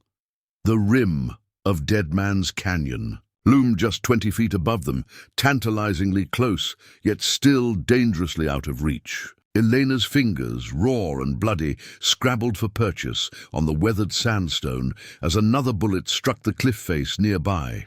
Fragments of rock pelted her face, but she barely felt the sting through the haze of exhaustion and determination that enveloped her. "Almost there," Swift Arrow called from above, having already reached the relative safety of an overhanging ledge just below the rim. He extended his bow downward. "Grab hold." Elena stretched upward, her shoulder muscles screaming in protest as her fingers closed around the smooth wood. Swift Arrow braced himself against the rock face and pulled, helping her navigate the final few feet to the ledge. As she collapsed beside him, gasping for breath, he immediately extended the bow toward Hayes, who was still exposed on the sheer face below. Another shot rang out, this one closer than the others. Hayes pressed himself against the cliff, returning fire with his revolver, forcing their pursuers to seek cover momentarily. "Go!" he shouted to Elena. "Get to the horses!" "Not without you," she called back, her voice hoarse with exertion. Swift Arrow met her gaze. "I will not leave him," he said with quiet assurance, "but you must reach the horses. They are tethered in the grove of juniper beyond the rim. Bring them closer." Elena hesitated, torn between staying with her father and following the Comanches. Logical instruction, a bullet ricocheting off the ledge inches from her foot, made the decision clearer. With a nod of understanding to Swift Arrow, she turned and began scrambling up the final stretch toward the canyon rim. Below, Blackwood had emerged from the cabin, a rifle in his hands. Unlike his men, who fired wildly in the general direction of the escaping prisoners, he took careful aim, tracking Hayes's movement up the cliff face. "I've got them, Marshal," he called to his men. "One of you circle around to the top. They'll have horses waiting." Swift Arrow saw the danger. In one fluid motion, the nocked an arrow and loosed it toward Blackwood. The rancher ducked behind a boulder, the arrow glancing off stone. But the momentary distraction was enough for Hayes to reach up and grasp the offered bow, allowing Swift Arrow to help him to the relative safety of the ledge. "Thanks," Hayes gasped, reloading his revolver with fingers that trembled slightly from exertion. That was too close. Swift Arrow nodded, peering over the edge to track their pursuers. "Blackwood sends men to circle around. We must hurry." Together, They climbed the remaining distance to the rim, Swift Arrow leading the way through a narrow crevice that would be invisible to anyone who didn't know exactly where to look. As they pulled themselves over the edge, Elena appeared, leading 3 horses, their own mounts and Blackwood's prized stallion, which had been grazing untethered nearby. "Found an extra," she explained with grim satisfaction, patting the stallion's sleek neck. "Thought it might slow them down." Hayes allowed himself a brief smile as he swung into his saddle. "That's my girl." Swift Arrow mounted in a single fluid motion, turning his horse to scan the landscape. "Riders," he said, pointing toward a gap in the canyon rim about half a mile distant. "2 men, coming fast. The rest will follow soon enough," Hayes said, checking his ammunition with a frown. "I'm down to my last few rounds." Elena pulled Blackwood's revolver from her waistband. "I've got this, 6 shots." "And I have 4 arrows," Swift Arrow added. "Not enough for a prolonged fight?" Hayes nodded, making a quick decision. "We ride for Miller's Creek. It's about 10 miles northeast. There's a small ranch there where we can get help." "Miller?" Elena questioned. "Isn't he one of the ranchers?" "Blackwood was targeting." "Exactly," Hayes confirmed. "And he's got 3 sons, all good with rifles. If we can reach his place, we'll have backup." They set off at a gallop across the scrubland, pushing their tired horses as hard as they dared. The terrain worked both, for and against them. The scattered mesquite and patches of chaparral provided some cover, but also limited their speed and visibility. Swift Arrow took the lead, choosing their path with the instinctive skill of a lifetime spent in this harsh landscape. After about 20 minutes of hard riding, he raised a hand for them to halt, reining in behind a rocky outcropping. "Listen," he said quietly. In the distance, they could hear the thunder of approaching hoofbeats, more than just the 2 riders they'd spotted earlier. "Sounds like the whole gang," Hayes muttered, his expression grim. "They're gaining on us." Swift Arrow dismounted, pressing his ear to the ground. After a moment, he looked up, his face revealing nothing. 7 riders, coming fast." "How far?" "Is Miller's ranch?" Elena asked, wiping sweat from her brow. Her hands had begun to stiffen as dried blood crusted around the wire cuts, making it increasingly difficult to maintain a firm grip on the reins. "At least another hour," Hayes answered, his concerned gaze taking in his daughter's condition. "And our horses are nearly spent." Swift Arrow stood, surveying the terrain ahead. "There," he said, pointing to a jumble of massive boulders about half a mile distant. "Good position for defense. High ground, cover from multiple sides." Hayes nodded in agreement. "We make our stand there." They rode toward the formation at a canter, conserving their horses' remaining strength. As they drew closer, the strategic value of the position became even clearer. A natural fortress of weathered stone rising from the flat landscape like the ruins of some ancient citadel. A narrow path wound between massive boulders to a central clearing surrounded by stone walls on 3 sides, with good visibility across the open country they had just traversed. They dismounted in the clearing, securing the horses in a sheltered corner where a seep spring provided a small but precious water source. Swift Arrow immediately climbed to the highest point, surveying the horizon with a practiced eye. "They are spread out," he reported, pointing toward dust clouds in the distance. "Searching our trail." Hayes joined him, squinting against the bright morning sun. "They won't have to search long. Our tracks are clear enough." "What's the plan?" Elena asked, tearing strips from her petticoat to bandage her lacerated wrists. Hayes checked his revolver one last time. "We hold them off as long as possible. With luck, Reed will have formed that posse by now and be heading this way. And if not?" Elena's voice was steady, but her eyes betrayed her understanding of their precarious situation. Hayes didn't answer directly. Instead, he moved to his saddlebags, retrieving a small oilskin packet. "Here," he said, handing it to her. "Extra ammunition. Make every shot count." Swift Arrow had disappeared among the rocks, returning moments later with a handful of straight branches. Drawing his knife, he began rapidly fashioning additional arrows, using feathers from his existing supply for fletching. "Smart," Hayes commented, impressed by the Comanche's resourcefulness. Swift arrows. Expression remained impassive as his hands worked with practiced efficiency. A warrior who depends solely on what he carries will not survive long on the plains. They worked in silence for several minutes, each preparing in their own way for the confrontation to come. Elena finished bandaging her wrists, then checked Blackwood's revolver, familiarizing herself with its weight and balance. Hayes distributed the remaining ammunition between them, then scouted the perimeter of their stronghold, identifying the most defensible positions. Swift arrow completed. 6 crude but serviceable arrows to add to his depleted quiver. "Not as true as proper arrows," he acknowledged, testing the balance of one, "but they will fly straight enough for close targets." The distant sound of a gunshot brought them all to alert. Swift arrow moved silently to his observation point, scanning the horizon. "They have found our trail," he reported, "coming directly this way now." Hayes nodded grimly. "Elena, take position behind that boulder," he instructed, pointing to a spot with good coverage and a clear line of sight to the approach. "Don't fire until they're in range, and make every shot count." She nodded, moving to the indicated position. Hayes turned to Swift Arrow. "Your bow has the longest range. You take the high ground. I'll cover the main approach." The Comanche warrior studied Hayes for a moment, something like respect flickering in his dark eyes. "You fight well for a white man, and you're a good ally for a man who has every reason to hate people who look like me," Hayes replied honestly. Swift Arrow's expression remained stoic, but he inclined his head slightly. "Today we fight for justice, not for the color of skin.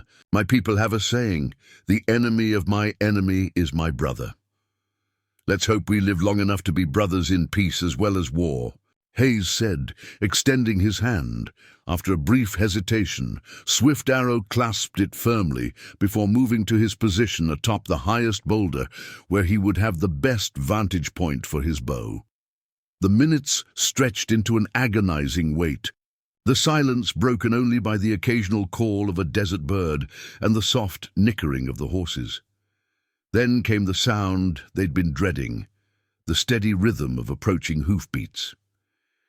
"Here they come," Hayes called softly, cocking his revolver.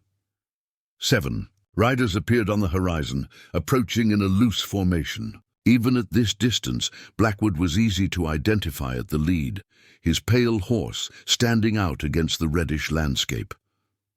As they drew nearer, Hayes could make out Jackson and Carter among them, along with the remaining hired guns. They slowed as they approached the boulder formation, clearly wary of an ambush. "Spread out," Blackwood ordered, his voice carrying in the still morning air. "They're in there somewhere." The men fanned out, circling the formation at a cautious distance. Swift Arrow remained motionless, an arrow nocked but not yet drawn, waiting for the optimal moment to reveal their presence. Blackwood reined in about 100 yards from the entrance to their sanctuary. "Marshal Hayes," he called. "I know. You're in there. Send out the girl and the Comanche, and I might let you live." Hayes remained silent, catching Elena's eye across the clearing and shaking his head slightly. "No response yet. You're outnumbered and outgunned, Marshal," Blackwood continued. "Be reasonable.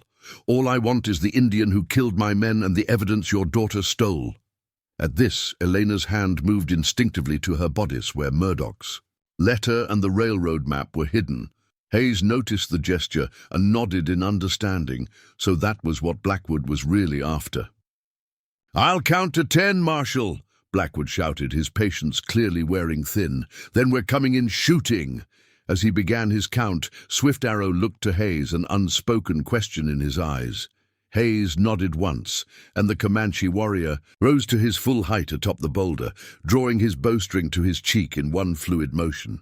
The arrow flew true, striking the ground directly in front of Blackwood's horse. The animal reared in surprise, nearly unseating its rider.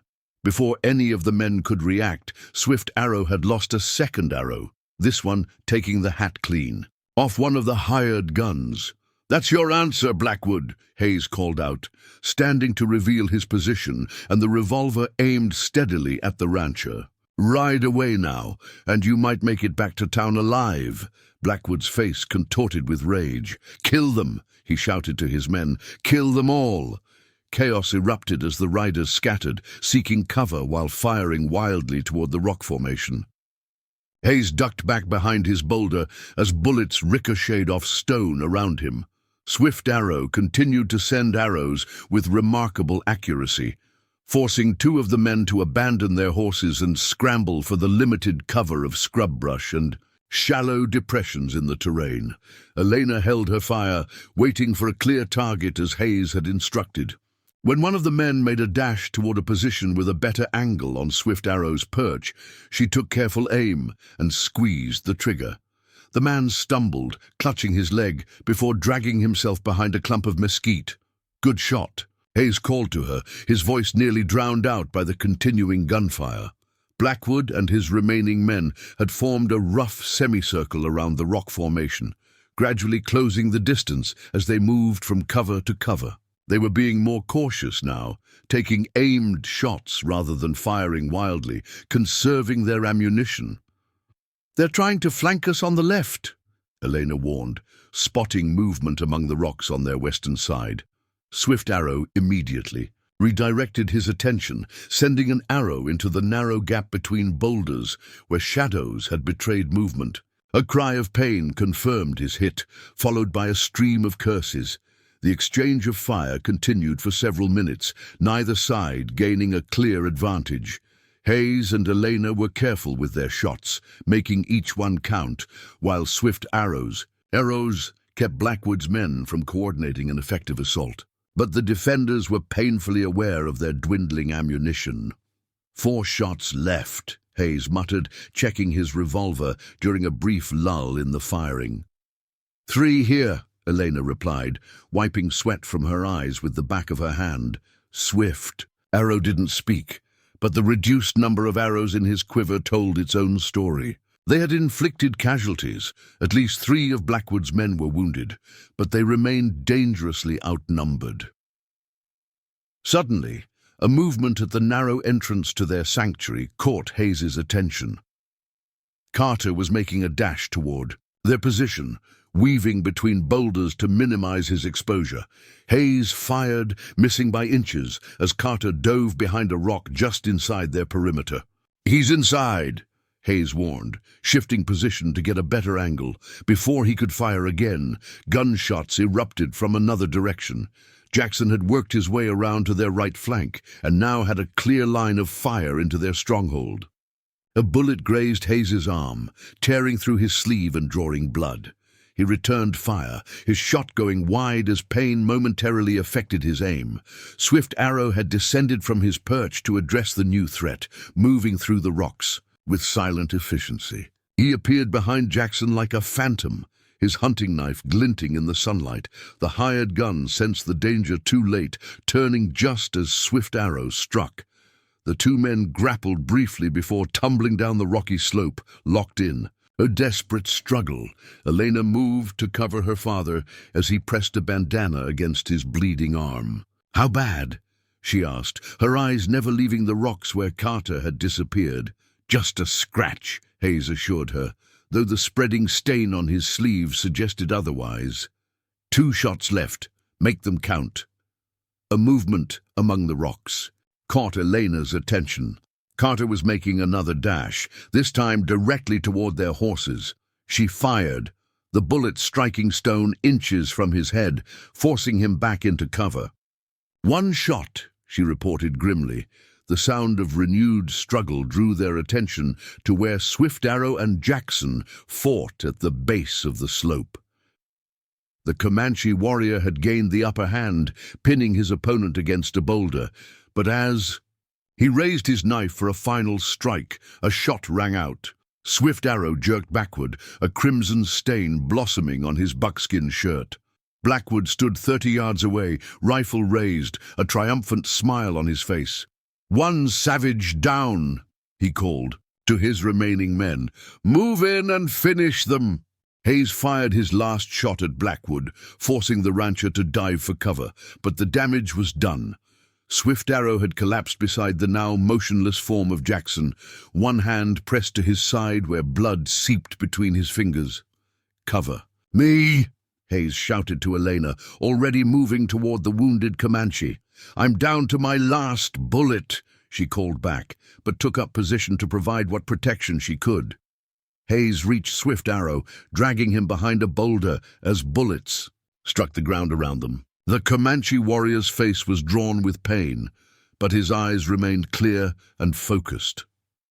"Bad?" Hayes asked, echoing Elena's earlier question to him. Swift Arrow removed his hand from the wound, revealing a deep furrow along his ribs. "I will not die from this," he said stoically, "but I cannot fight well." Hayes tore a strip from his shirt, binding the wound as best he could. "Rest here. I need to get back to Elena." Swift Arrow grasped his arm, his grip still surprisingly strong despite his injury. "Take my bow," he said, pressing the weapon into Hayes's hands. "And these." He offered his remaining arrows. Hayes hesitated only briefly before accepting. He had never used a bow in combat, but he understood the significance of the gesture. "I'll make them count," he promised. Returning to Elena's position, he found her conserving her final shot, using the threat of it to keep Carter pinned down among the rocks. "Pa, they're regrouping," she warned, nodding toward where Blackwood was gathering his remaining men. Only 3 now, but still a dangerous force. Hayes nocked an arrow, testing the unfamiliar weight of the bow. "Swift Arrow is wounded but alive. He gave me this." He indicated the bow. "I'm not much of an archer, but I'll do my best." "You'd better learn quickly," Eleanor replied grimly. "Here they come." Blackwood had organized his men for a final assault. They advanced in a staggered line, using the scattered boulders for cover, moving closer with each passing second. Elena waited until the nearest man presented a clear target, then took her final shot. The man fell, clutching his shoulder. "I'm out," she announced, dropping the now useless revolver and picking up a fist-sized rock, a pitiful weapon, but better than empty hands. Hayes drew the bowstring, aiming at Blackwood. The unfamiliar weapon felt awkward in his hands, the draw heavier than he'd expected. He released, watching with disappointment as the arrow flew wide of its mark. "Damn," he muttered, reaching for another arrow. "Two left." Blackwood laughed, the sound carrying across the distance between them. "Nice try, Marshal. My turn now." He raised his rifle, taking careful aim at Hayes. But before he could fire, a new sound cut through the morning air. The thunder of many hoofbeats approaching rapidly from the east. All heads turned toward the sound. A cloud of dust marked the approach of at least a dozen riders, moving at full gallop toward the standoff. At their head rode Deputy Reed, his badge catching the sunlight as he raised his arm to signal the men behind him. "The posse!" Elena cried, relief evident in her voice. Blackwood's face contorted with fury as he realized his advantage had evaporated. "Fall back!" he shouted to his remaining men. "To the horses!" Hayes nocked another arrow, determination hardening his features. "You're not going anywhere, Blackwood." This time his aim was true, the arrow striking the rancher's rifle and knocking it from his hands. Blackwood stared in shock at his empty hands, then at Hayes. With a snarl of defiance, he drew his revolver and fired wildly, forcing Hayes and Elena to duck behind their cover once more. By the time they looked again, Blackwood was running for his horse. "He's getting away." Elena cried in frustration, but as Blackwood reached for his mount's reins, a figure rose from behind a nearby boulder, Swift Arrow, blood staining his side, but his throwing knife already in motion. The blade caught Blackwood in the shoulder, spinning him around and dropping him to one knee. Before the rancher could recover, the approaching posse had surrounded the area, rifles trained on Blackwood and his remaining men. Deputy Reed dismounted, approaching Hayes with evident relief. "Marshal, thank God you're alive. We've been tracking you since dawn." Hayes clasped the young deputy's shoulder with genuine gratitude. Perfect timing, Thomas. Another few minutes. And you'd have been too late. Reed looked around at the aftermath of the confrontation, the wounded men, the spent ammunition, the blood-stained rocks. Looks like you gave better than you got. We had help, Hayes replied, turning to where Swift Arrow leaned heavily against a boulder, his face pale but composed, the best kind of help. The Comanche warrior acknowledged the praise with a slight inclination of his head before his knees buckled. Hayes rushed forward, catching him before he could fall. "Get the doctor!" he shouted to Reed. "We've got wounded here!" As the posse secured Blackwood and his surviving men, Hayes eased Swift Arrow to the ground. Elena joined them, tearing more strips from her petticoat to reinforce the makeshift bandage on the Comanche's side. "Why?" Swift Arrow asked weakly, looking up at Hayes. "Why call for your healer? I am enemy to your people." Hayes shook his head firmly. "Not anymore. Today, you're a hero who saved my daughter's life. That makes you a family in my book." Swift Arrow's stoic expression softened almost imperceptibly. "The people have a saying, blood shed together forms bonds stronger than birth." "I believe that," Hayes agreed, supporting the wounded man's head as Elena offered him water from a canteen. "And I think it's time the people of Lost Creek learned that lesson too." Nearby, Blackwood was being bound and loaded onto a horse under Reed's supervision. The rancher's face was a mask of hatred as he glared at the unlikely trio. "This changes nothing," he spat. "You think a jury will take the word of a Mexican half-breed and a savage over mine? I own half the territory." Hayes rose slowly, approaching the captured rancher with deliberate steps. "You own nothing but the misery you've created, Blackwood. And as for evidence..." He glanced at Elena, who patted her bodice where the incriminating documents were hidden. "We have more than enough to hang you 10 times over." Blackwood's face drained of color as he realized the full extent of his defeat. As Reed led him away, the rancher's shoulders slumped in the universal posture of a broken man. Elena returned to Swift Arrow's side, helping him drink from the canteen. "Thank you," she said simply, "for everything." The Comanche warrior studied her face for a long moment. "Your spirit is strong, Elena Hayes. Stronger than many warriors I have known." She smiled, the expression transforming her dirt-streaked, exhausted face. "I had good examples to follow." As the doctor from the posse began tending to Swift Arrow's wound, Hayes looked eastward, toward Lost Creek and the future that awaited them there. The coming days would bring challenges, explanations to be made, justice to be served, prejudices to be confronted. But for now, in this moment, he allowed himself to feel only relief and gratitude.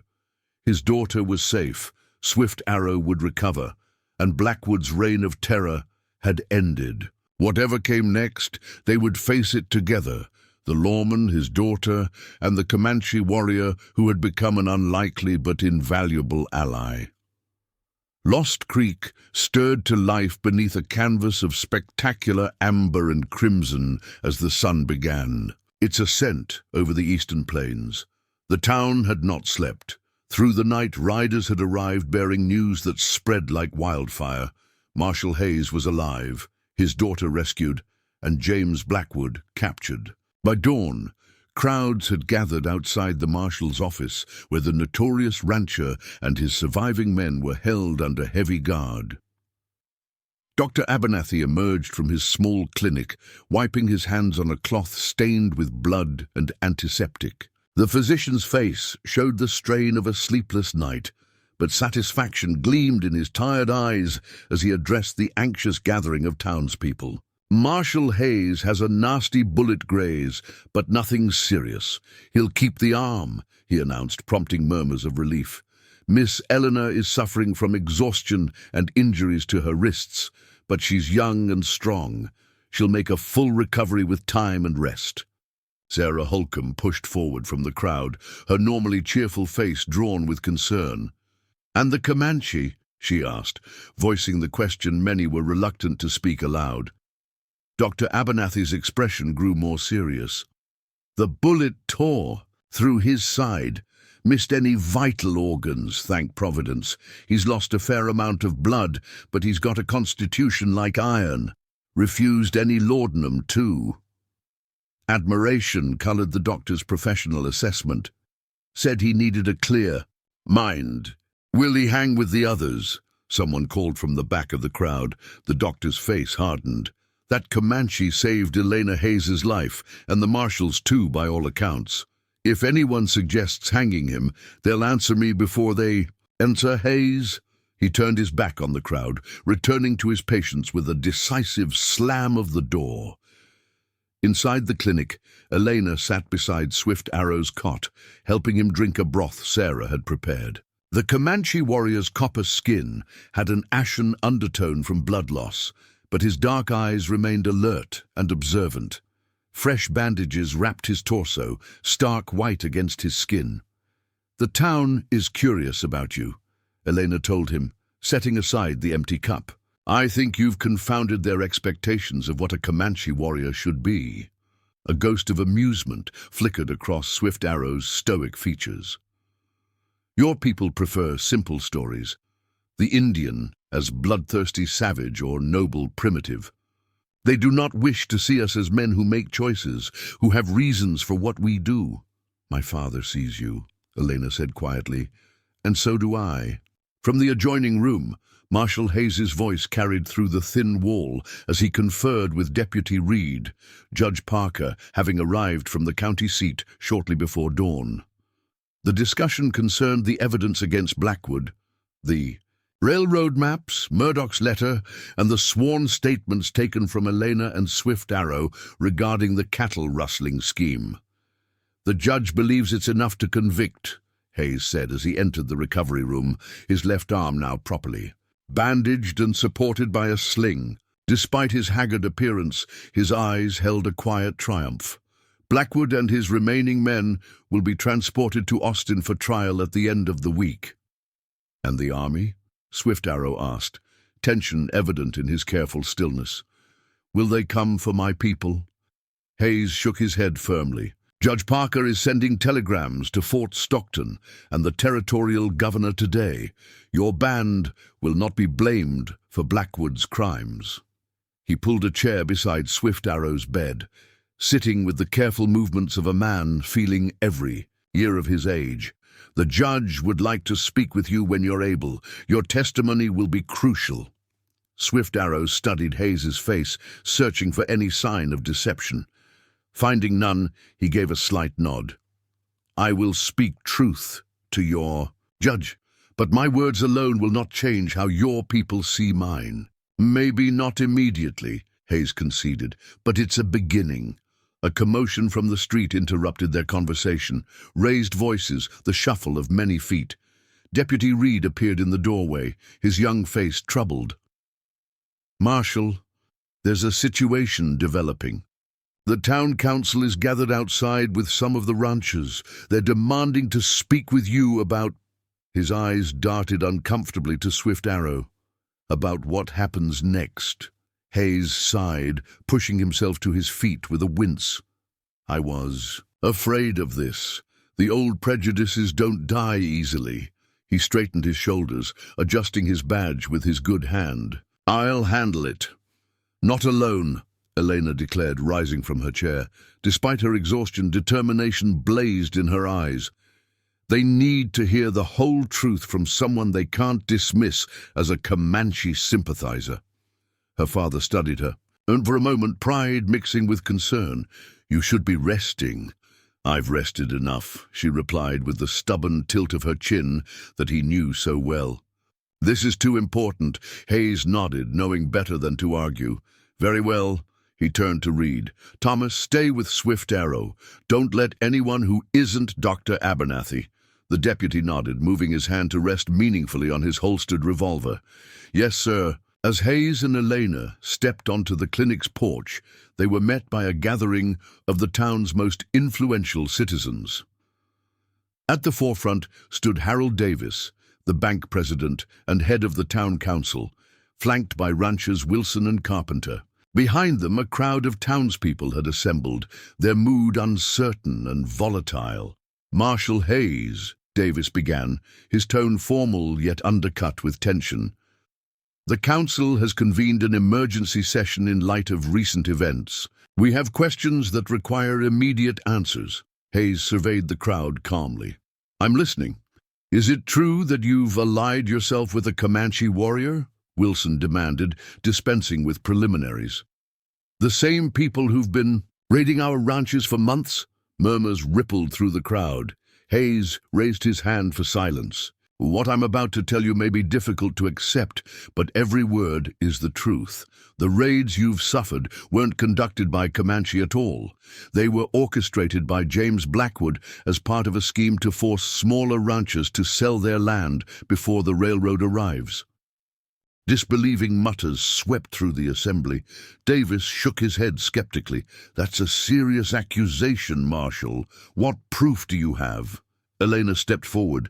"I have Blackwood's own documents," she declared, her clear voice carrying across the hushed crowd. Maps of the proposed railroad route with his notations about which properties to target. A letter to Judge Winters in Austin detailing bribes paid to secure favorable treatment. And I heard Blackwood confess his entire plan while I was his prisoner.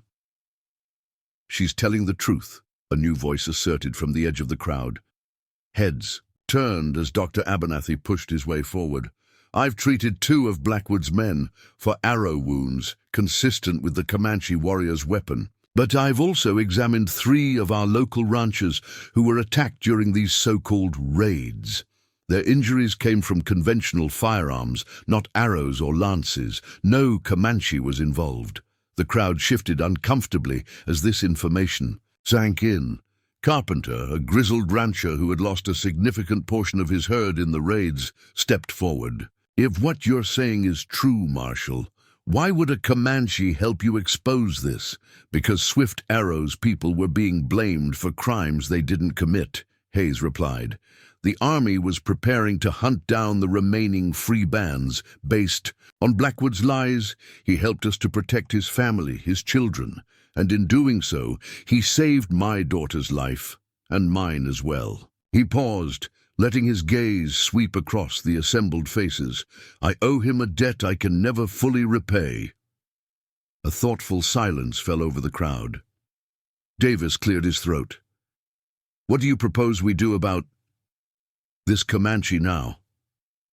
"His name is Swift Arrow," Elena interjected firmly, "and he deserves our gratitude, not our suspicion." Before Davis could respond, a commotion at the back of the crowd drew everyone's attention. The gathering parted to reveal Judge Parker making his way forward, his imposing figure commanding immediate respect.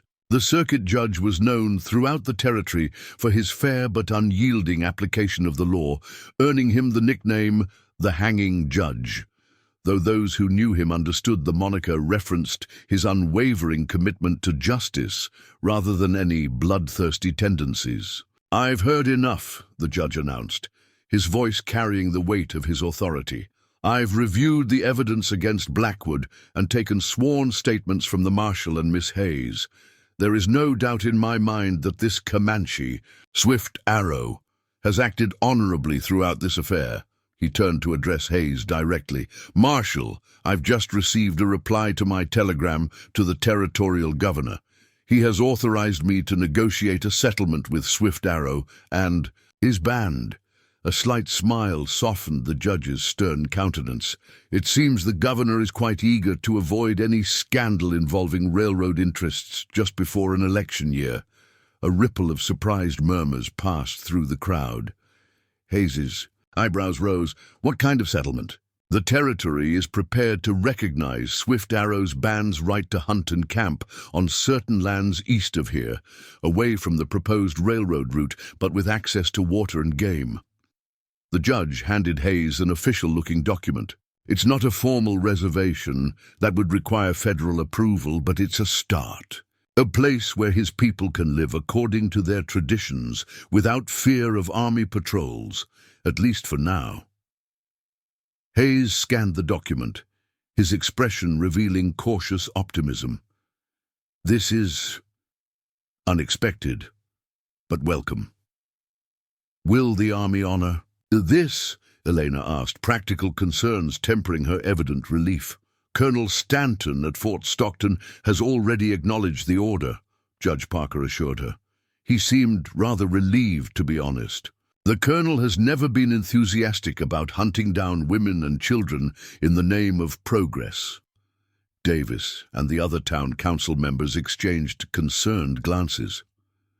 Judge Parker, the banker ventured, while we all appreciate the Comanches' help in this particular matter, there's still the question of, well, having Indians so close to our settlement.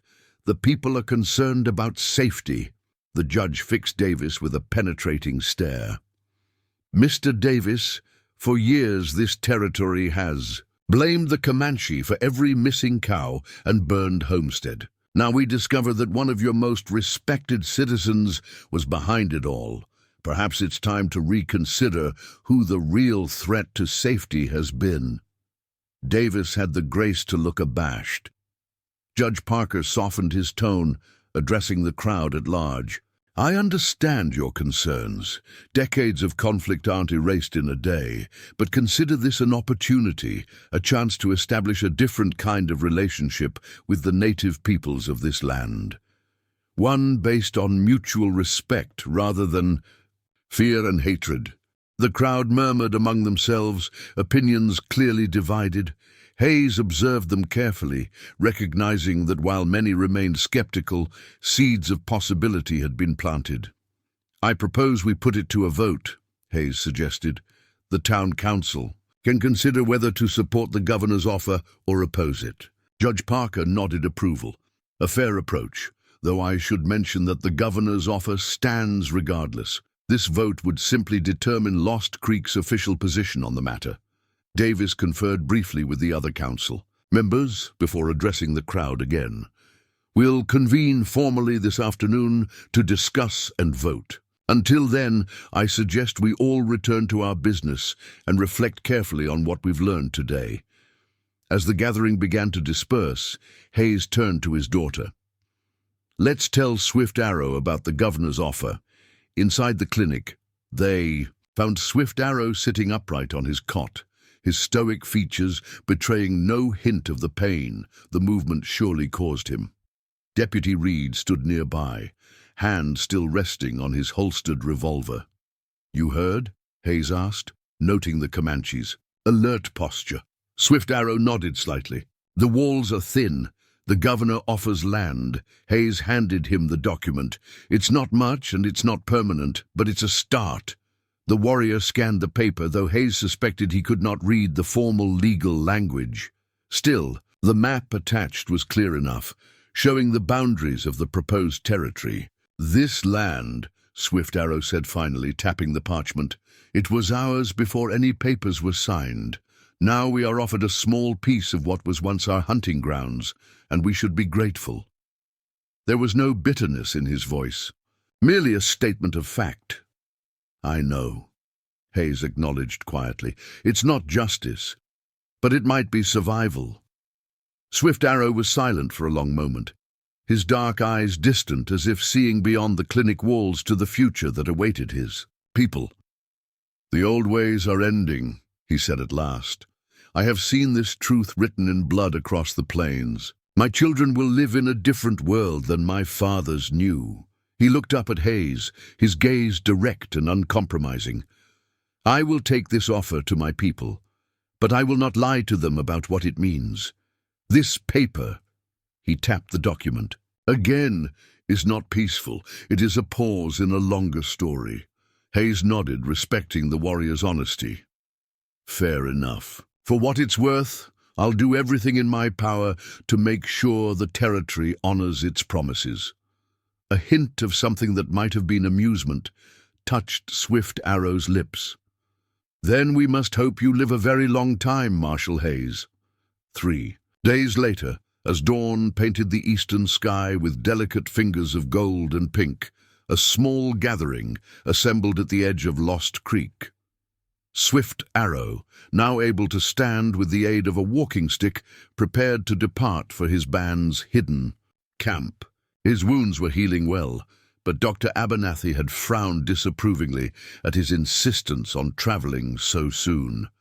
"The stitches should hold if you're careful," the doctor had warned, pressing a packet of medicinal herbs and clean bandages into the warrior's hands. "Change these daily, and no hunting or fighting for at least 2 weeks."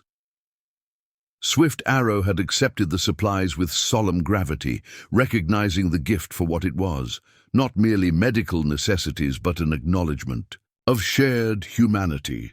Now, as he prepared to mount the horse provided by Hayes, the small farewell party watched with varying expressions. Judge Parker stood formally to one side, his presence an official recognition of Swift Arrow's status as a territorial ally rather than an enemy.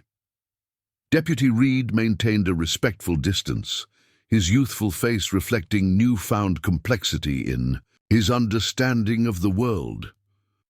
Dr. Abernathy fussed one last time with the warrior's bandages, muttering professional concerns under his breath. Elena approached, carrying a package wrapped in oilcloth. "Provisions for your journey," she explained, securing it to his saddle. "And something else." She handed him a small object, a silver star, carefully worked into a pendant on a leather cord. Swift Arrow studied it, puzzled. "A marshal's badge?" "My father had it made from his old badge," Elena explained. "He says if you ever need help, or if the army gives your people trouble, show this to any lawman in the territory. They'll know you're under his protection." The Comanche warrior ran his thumb over the silver surface, appreciation flickering in his normally impassive features. He slipped the cord around his neck, tucking the star beneath his buckskin shirt. "I will remember." Hayes stepped forward, extending his hand. "The town council voted yesterday. By a narrow margin, they've agreed to establish formal trading relations with your band. Sarah Holcomb will coordinate from the general store." Swift Arrow clasped the offered hand firmly. "A beginning, as you said. A beginning," Hayes agreed. "And speaking of beginnings, I've been authorized to offer you a position. The territorial governor wants to appoint an official liaison between Lost Creek and your people, someone who understands both worlds." Surprise briefly registered on Swift Arrow's face before his composed expression returned. "A Comanche working for the white government? Many would call me traitor." "Maybe," Hayes acknowledged, "or maybe they'd see a man building a bridge between two peoples who've been enemies too long. The choice is yours. No rush to decide." Swift Arrow considered the proposal, his eyes turning toward the distant horizon where his people waited. "I will speak with the elders. Some ways must change if we are to survive." He mounted his horse with careful movements that betrayed his healing injuries. "When the next full moon rises, I will return with their answer." Judge Parker stepped forward. "The territorial court will be in session then. I'll want to discuss the formal boundaries for your people's hunting grounds." The Comanche warrior nodded once, then turned to Elena. For a moment his stoic facade softened. "You rode well and fought bravely. Among my people, you would be honored as a warrior." Elena smiled, touched by the rare compliment. "Among my mother's people, there's a saying, la sangre que compartimos en batalla nos hace familia. The blood we share in battle makes us family." "A good saying," Swift Arrow replied, the faintest smile touching his lips. "Perhaps our peoples have more in common than either wishes to admit." With a final nod to the assembled group, he guided his horse eastward toward the rising sun and the future that awaited beyond the horizon. They watched until his figure became a distant silhouette against the golden morning light. "Will he come back?" Deputy Reed asked quietly. Hayes nodded, certainty in his voice. "He'll be back. Swift Arrow is a man of his word." "And his people?" Judge Parker inquired. "Will they accept the governor's offer?" "They may have no choice," Hayes replied, honestly. "But I believe Swift Arrow will help them see that this isn't surrender. It's adaptation. The world is changing for all of us. As they turned to walk back toward town, Eleanor fell into step beside her father. Do you really think it will work? Peace between Lost Creek and the Comanche after so many years of conflict? Hayes considered the question carefully before answering. Peace is a big word, Elena. What we've started is smaller. Understanding, maybe. Respect. Recognition that we share this land, whether we choose to or not. He glanced at his daughter, pride evident in his weary features. Your mother would have approved, I think. She always believed different peoples could find common ground if they tried, Elena smiled, linking her arm through her father's good one. She was right, and so are you. As they walked through the awakening town, citizens nodded greetings, some curious, some approving, a few still wary. Change would come slowly to Lost Creek, as it did everywhere. Old prejudices and fears wouldn't vanish overnight. But something had shifted, a crack in the foundation of mistrust that had defined relations with the Comanche for generations. In the marshal's office, Hayes unlocked his desk drawer and removed the evidence that had brought down James Blackwood, the maps, the letters, the sworn statements. Tomorrow, they will go to Austin with the prisoners. Justice would be served, at least this once, but it was the other document that held his attention now, the governor's offer to Swift Arrow's band. Not perfect, not truly just, but a beginning. Hayes carefully rolled the parchment, securing it with a ribbon before, placing it in a prominent position on his desk. A reminder of promises made and the work yet to be done. Outside, Lost Creek continued its daily rhythms. The saloon opened its doors for early patrons. Sarah arranged fresh goods in the general store window. Dr. Abernathy returned to check on his remaining patients. Life went on, forever changed by the events of the past days, yet stubbornly persistent in its familiar patterns. And somewhere to the east, a Comanche warrior rode toward his people, carrying news of an uncertain future and the silver star of a man who had once been an enemy, but might now be called something else.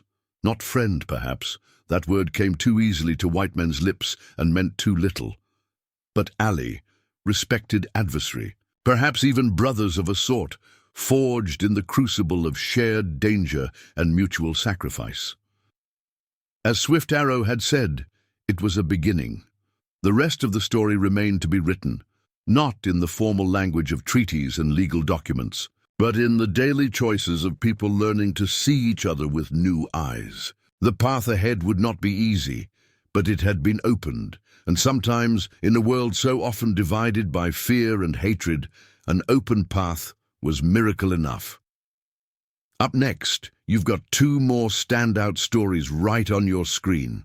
If this one hits the mark, you won't want to pass these up. Just click and check them out. And don't forget to subscribe and turn on the notification bell so you don't miss any upload from us.